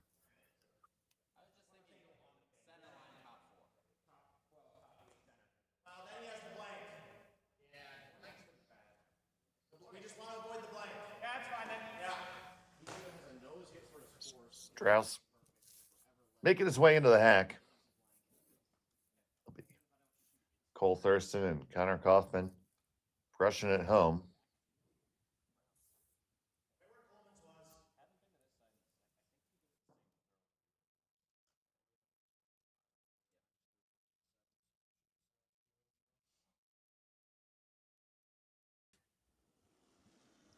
Key shot here in the 7th. That's pretty good. It's a little tight early. Gotta go. Yep, straight. Mark. Really gotta go. Mark. Yep, straight. Mark. Even with it. Mark straight. Mark. Got to carry it past the guard. They do squeak by. They get all the way into the rings, and that's going to be good enough. They lie 1 and 2.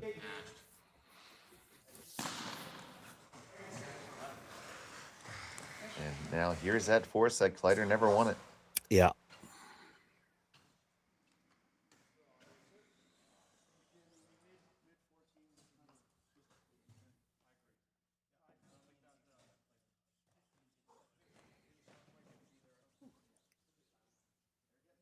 And no choice, really. He's got to play for one here. Like I said, you will see teams, and you do. It's actually fun to watch that debate. Are we better off to give up one? And, I don't think it always depends on the team. Sometimes it's the ice and the rocks that you're playing with.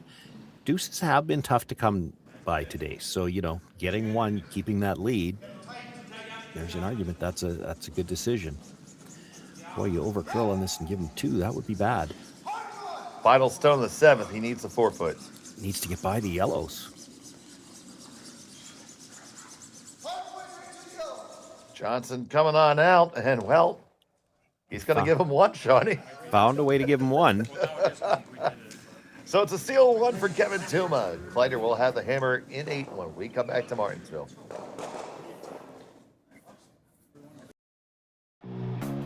Who knew after 20 years in real estate I'd have to make silly videos for Instagram and come out behind a tree?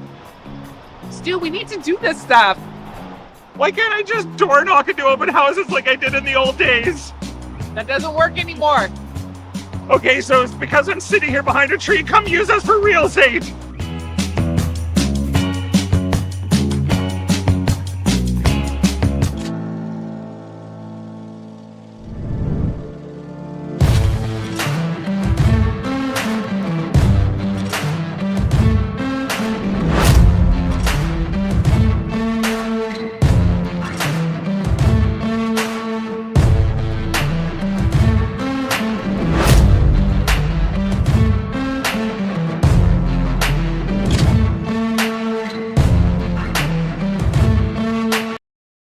All right, real talk for a second.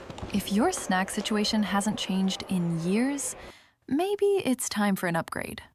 The Chocolate Lab makes legit chocolate that's worth paying attention to. That's it. Back to whatever you were doing.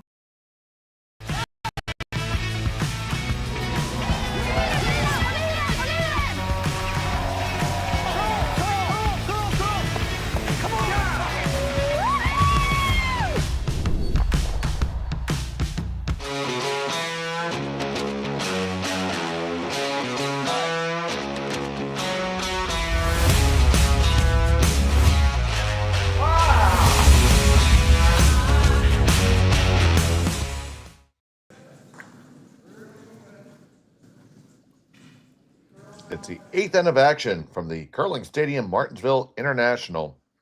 A stolen point for Kevin Tuma. It's Kleiter with the hammer, trailing by 1, throwing the red stones. Tate Schmel and Sean Joyce here with you. Thank you for being with us this Sunday morning. And as a guess, I'm going to say they tried to throw the really long guard, and it's just a little bit too long, and now it's sitting in the back corner.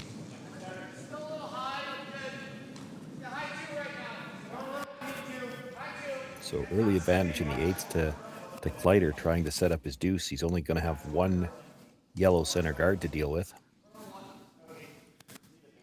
Second one on the way from Kaufman.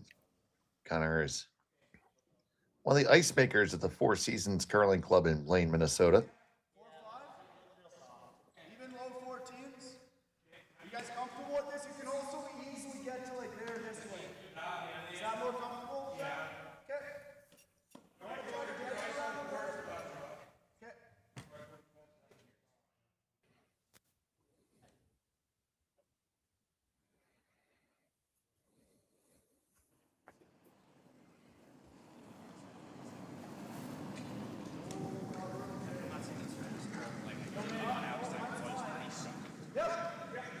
So ultimately, by way of the long route, Kleiter got what he wanted here. Not a particularly well started end for either team because. Oh no, and that's on the.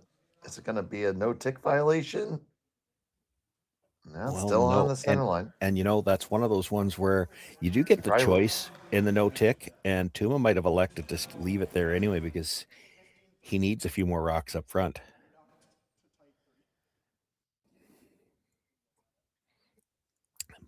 By getting that guard a little tighter, he can probably now come around it. It was long enough before, I think he was still going to have to throw a tight guard.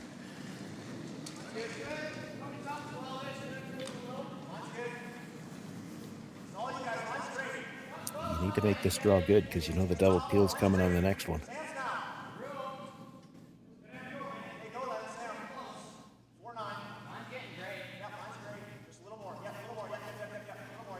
Makes around the guard, and it's going to settle just above the tee line. Really nice. He's not going to play a double. I guess that's, you know, dictated by the fact that you need a couple of guards too. You got to try to score 2 here. He's going to play this not exactly straight back. He wants to hit it just a little bit on the high side, go across the top of the one in the rings so he could roll the shooter a little bit off the center line.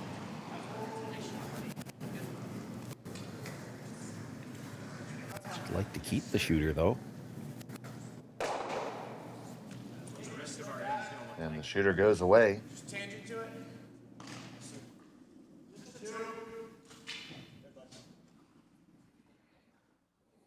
So we're going to play cat and mouse a little bit. A little bit.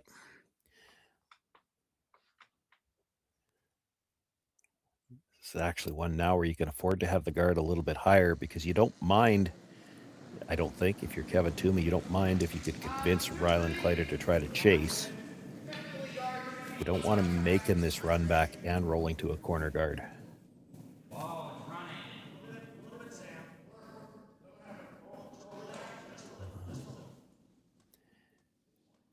Not going to get it higher.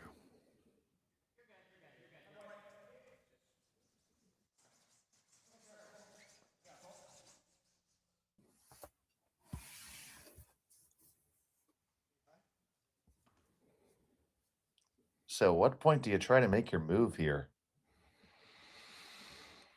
Well, I mean, it's tough to make any kind of a move right now for Kleiter with that rock where it is in the 4-foot. And this one's on the outside. Same result as before. Like, I don't think you've got an out-turn draw. Hard to even make the inter. Like, I think you're probably running for a while, and then at some point in time, you might have to make a decision to try to run a red in on the angle. And if you stick it, you still got your chance for 2. But I can't imagine you doing that before, well, probably thirds last, because if you don't make it at all, you didn't open up shot stone either. You might not even play it until you play it with Rylan's first. If you make it, you got a chance to win. If you just make contact with the one in the rings, you know you've got the tie at least. And if you just peel the corner guard, at least you've got an out-turn draw path, because right now you don't.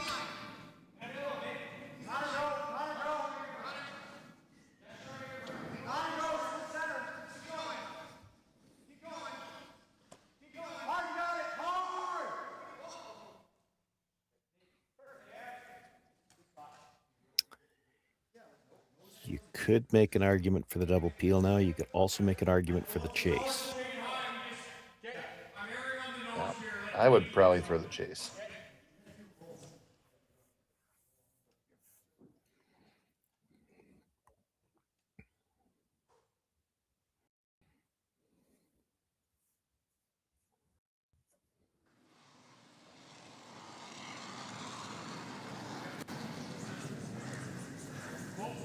This one a little bit closer to the broom. Runs it back and by, but they do leave their shooter up there in the draw path. Well, they don't really have a draw, so that, you know, they've got angle run-ins now on both sides, and I have to think there's one of them's coming on the next one. I would be tempted to throw the one on the other side, but that would have the added benefit of maybe opening up an out-turn draw for you. yeah, exactly. And I mean, if you stick it behind cover, you still got your chance to score 2.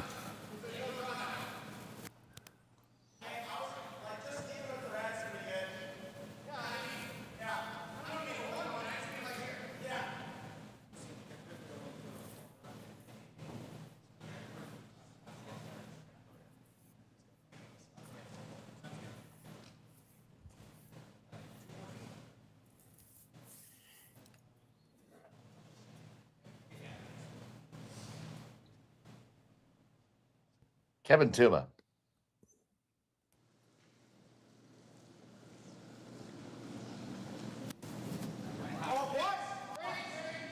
Just looking to lay up another nice card here. That picked hard. It's gone. Doesn't even have a chance. That's unfortunate.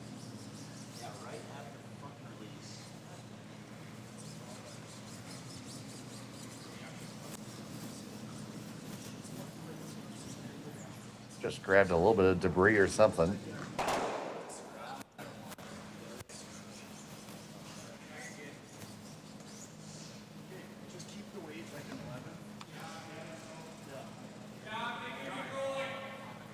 Question now is, how far do you want to roll? Roll it behind the long red guard. The chase is available. You roll farther over, get over behind the tighter guard. There's plenty of room to draw in, get to the inside corner of it, and be shot rock.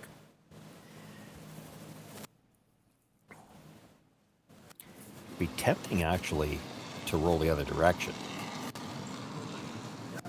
Roll behind the single corner guard. Let them draw behind, because that long one is definitely long enough to chase around. Let them try to draw around that one.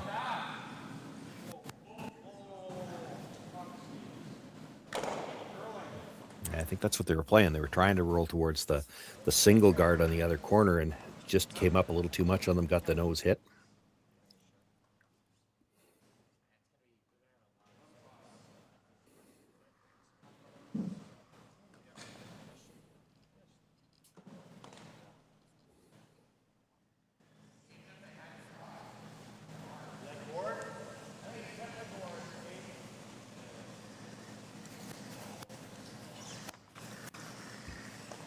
So Sam Strauss.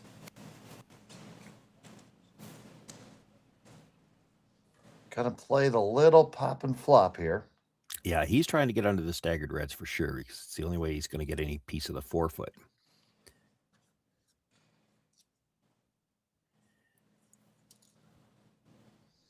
He rolled just dead buried. There's probably a chase. I think you can roll past dead buried, because I just don't think there's going to be an in-turn draw to get by this stone. Try to get about half a rock over buried on the longer guard. Make the chase. It's still going to be the call, and it's going to be really difficult.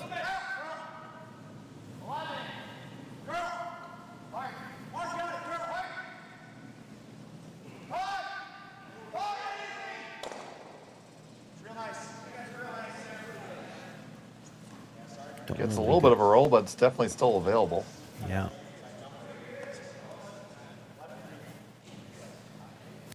I'd have liked to sliver more, but it's not bad.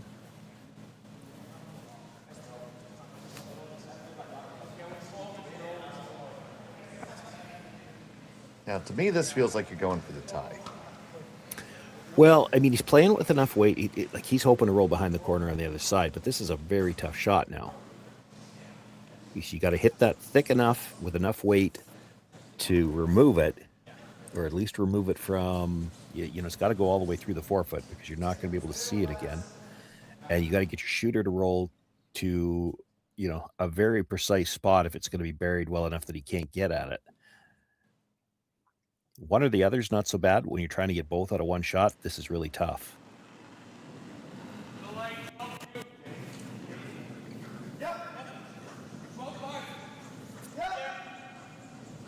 Mattern has picked up Kleiter's stone here, trying to carry it down past the guards. Yeah, it did not look like he was wide. And get up to the face, it's going to sit dead wide open.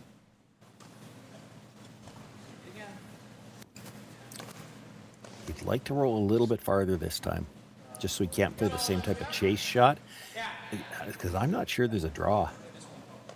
Like, it's tough. You'd be drawing past the button for sure.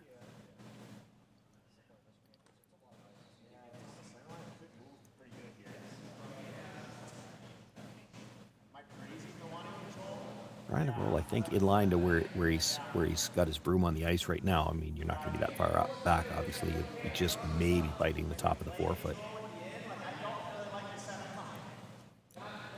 So right about to the feather, maybe? Yeah. Yeah, you get a little bit more roll in this time because you're going to be throwing the out turn, so you get the gear effect off your shooter. So you can maybe nibble the top of the forefoot.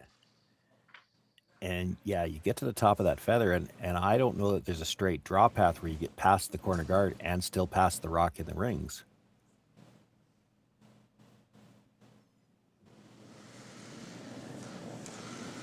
Final stone for Sam Strauss here in the 8th end. Uh-oh, this is out a long ways. Thurston on the carve. It is moving. They're going to get there. And I think they got it just fine. Gonna roll too much, though. At least they made the takeout. Yeah, there was probably a few brief moments of panic there. And it will be a draw to the 12-foot for bonus curling.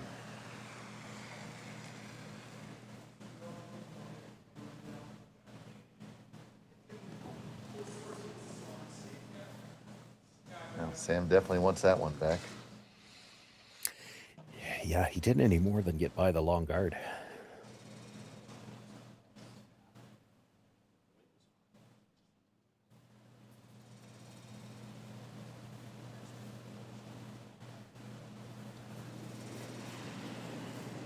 Final stone of the 8th end. Kleiter just needs full 12.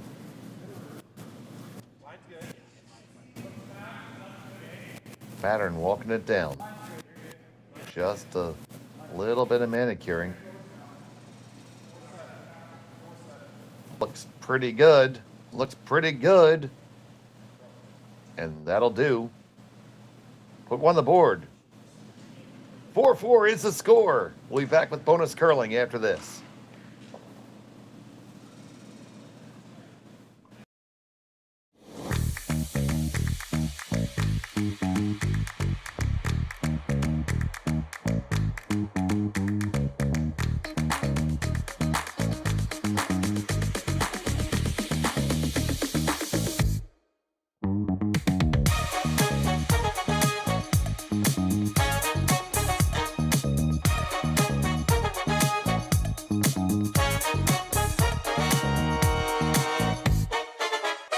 Developed over a decade in collaboration with the finest ice makers this side of the Atlantic, the Pebblehead PB5 is nothing short of a triumph of sophistication and craftsmanship. Weighing less than half its lumbering copper predecessors, yet boasting tenfold their durability, the PB5 delivers perfect, consistent ice time after time. The PB5 by Pebbleheads.com, the apex of ice-making ingenuity for the roaring game. Welcome back. It's the 9th end. It's extra bonus curling here in the quarterfinals of the Curling Stadium. Martensville International. This matchup between Rylan Kleiter and Kevin Tuma. Kleiter had to take a single in 8, so Tuma has that last rock advantage. Throwing the yellow here in the extra end. And that center guard attempt didn't get very close. It's like 5 inches off. On the one hand, you could try to tick that into the ring so you know you could hit something on the next one. But do you really ever need to worry about that rock? And you're going to have when you do get the chance to play peels, you'll have angle to try to kill that one.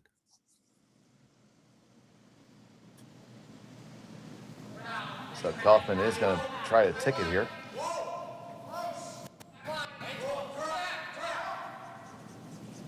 Just looking to nudge it in and roll the shooter open to the outside. Yeah, there's the Nothing problem. like that. There's the problem with that attempt. You play that shot, and this happens, and you got nothing out of that first rock.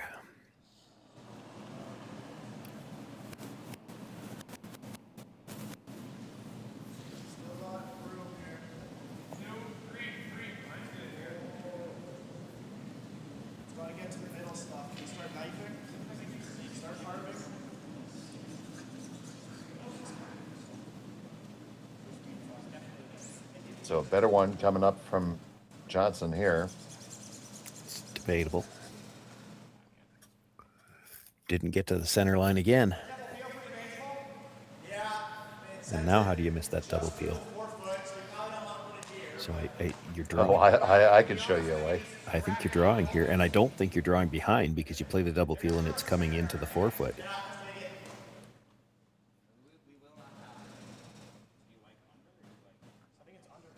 He must be planning to... Connor looks less than sold here. He's planning to play the double peel the other way, I guess. He's going to hit it thin and hit the top of the other red. I'd be playing the slash double peel. If you're playing the slash, you don't want anything in the forefoot here.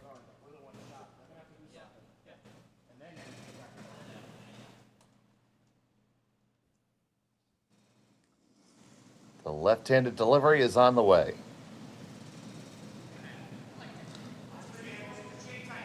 Yes, there's also possibly the consideration that you may not have to double peel. You can always just peel the one close to the center line and ignore the other one.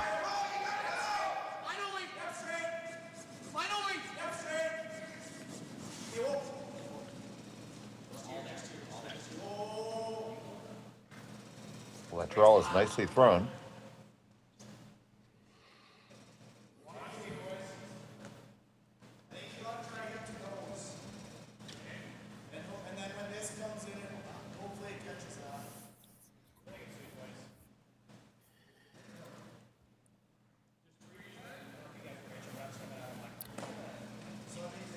Probably an argument to be made for the run back here. Now, you don't have to throw it with a lot of weight, but, and it does look like they discussed it. And part of it is just you get the run back, you leave your shooter a rock's width higher, and at least it makes that double peel a little tougher. Like, it's hard to not make contact with the second rock right now if they really wanted to go after it.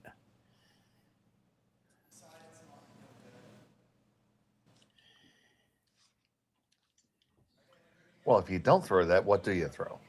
Well, the freeze. I mean, they throw the freeze, they let them throw the double peel, and you know that at some point in time later, you're going to guard for now, and at some point, well, he's throwing the longer guard for now. This is fine too. You keep them busy peeling for a while.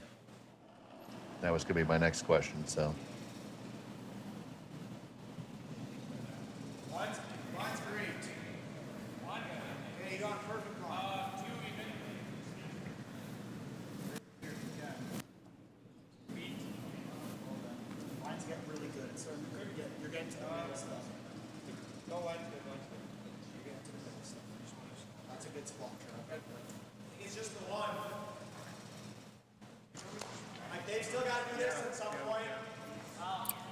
There's a way to get all three of them here. You hit it on the, throw the out turn, drive it across, make contact on the center line side. All three reds go and your shooter should roll away. You can just get them all. I got good news, Sean. Connor Sims is watching the broadcast, so we can blame him.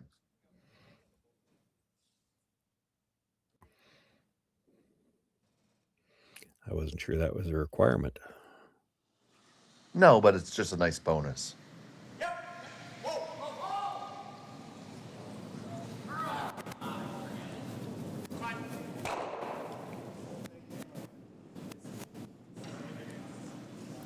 Straight peel is fine.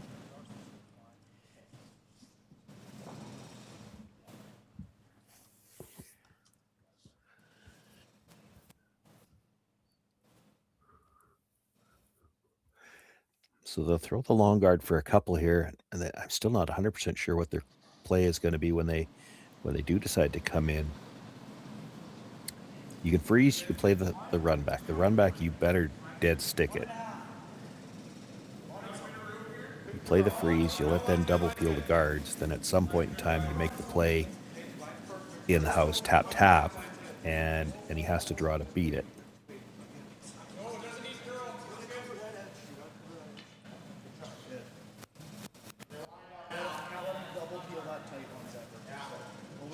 So the long guard is executed. Peel, peel, peel. Yeah, if he ever gets all three of them, it makes the task a lot tougher for Kleiter.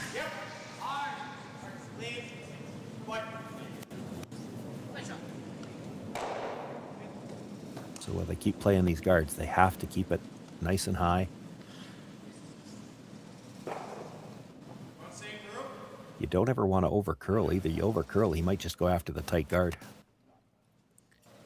Get the double peel on the two that are tight to the rings, and the long one by itself won't protect much.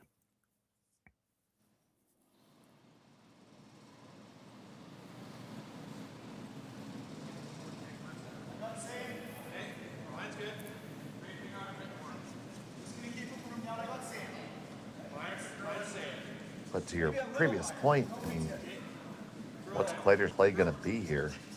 Well, that's the question. And really, I mean, a lot of times we get into these situations and you got to wonder who's going to blink first. Well, there's no question here. I mean, Tuma's already got shot rock behind cover. He doesn't have to blink. Kleiter's going to have to make the move. Yeah. Yeah, that's a shot rock that's probably good enough to win. Yeah, it is. Well, and even if you make the run, you're not going to be full 4 foot buried. You're going to have a piece of the 4 foot. So he's always got to draw on the intern path. He's got to have the whole button for sure, and most of the 4 foot. I'm just not sure how you get anything in a better position if you're Kleiter.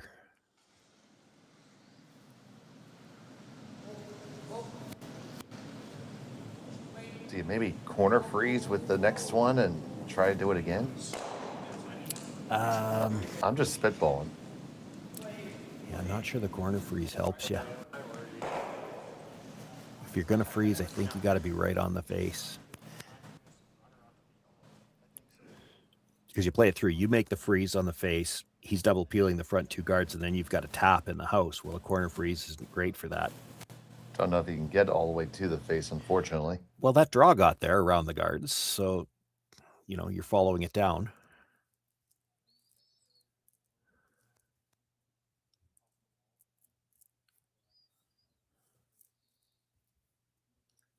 But we're going to throw another guard. Yeah. Probably. Maybe. They're just talking through the options. Like, you probably need 2 shots to get shot rock unless you're playing the run back. And I don't think you're leaving it till the last one to play the run back. Picking up some additional viewers right now. We'd like to welcome everybody who's watching that other curling event. Thanks for joining us here on Curling Stadium. This is probably the last guard, I think.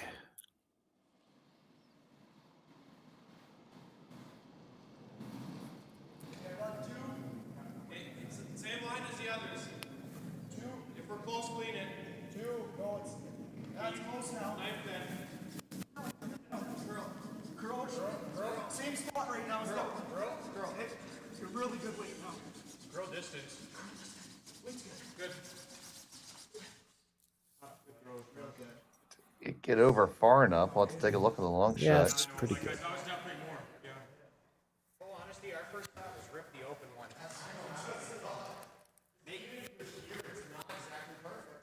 No, I mean he's got that suit. You rip that. You ever corner hook the run back?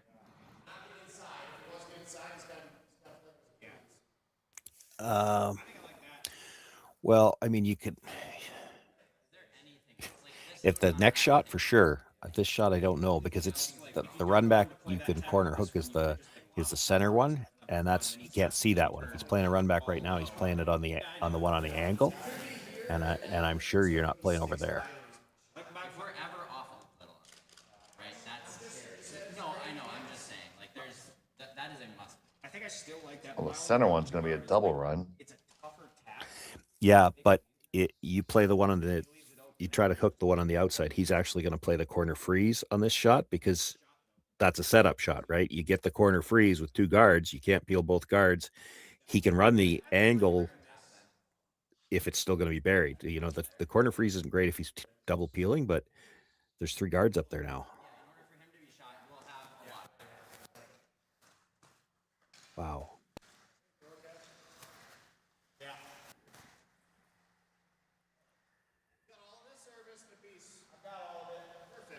There's some risk involved with this. He's just trying to straight peel this guard, and it's thin.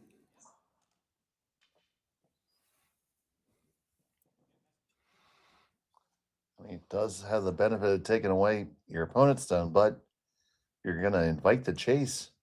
Yeah, which, I mean, he already knows that's probably coming one way or the other anyway, but you're going to let him play the out turn side where he could tap this stone behind the tee line and then have both turns to get at it with the last one.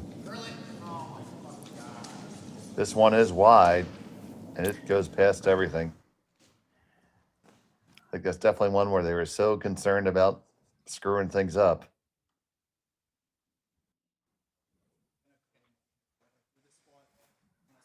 Now here comes the run back. Yeah, and this is dictated by the fact you got two center guards now, well, essentially center guards. Even if you roll this out, you're opening up a draw path for your last one.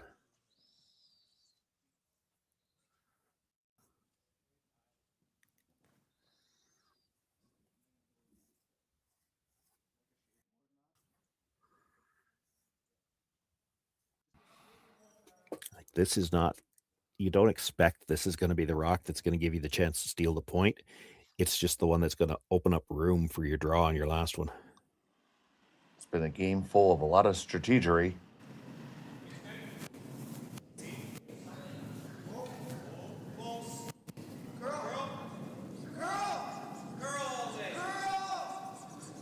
Kleiter on the run back.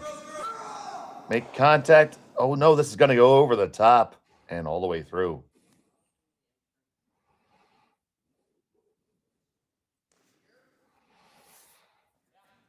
Right there all day. Oh, I don't like that. No, you don't want to be in the 12-foot at all. He's coming around that. I think you just got to throw the out turn draw down. That's what I'd be looking at. They're looking at the in.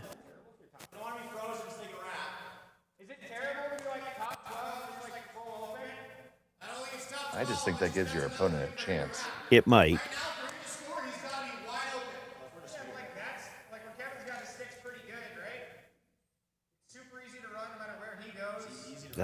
That's okay if you make it, because then no matter where if he made anything where he makes you throw, you've got a short run or a tap.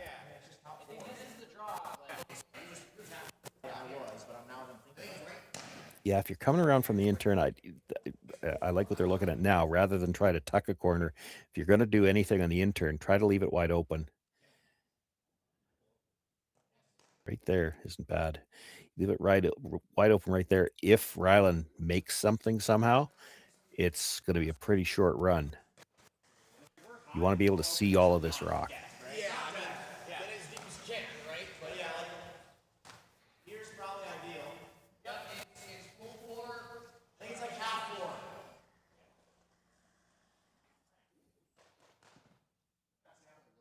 Sam Strauss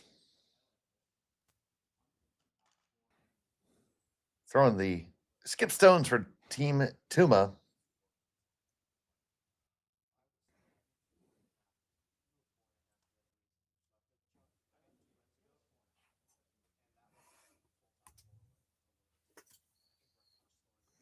They have the hammer here in the extra end, all tied up.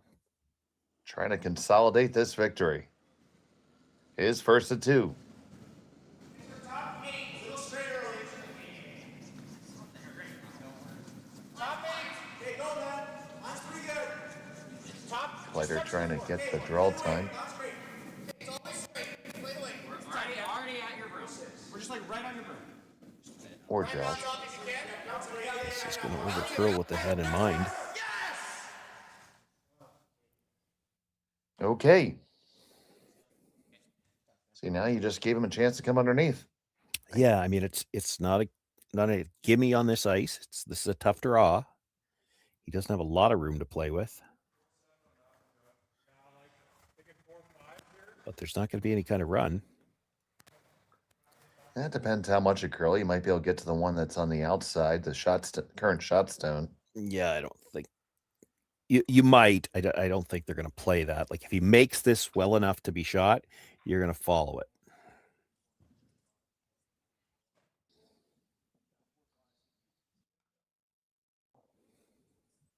So the fans here in Martensville are getting their money's worth. It's been a great crowd all weekend long. Capacity crowds in the warm room.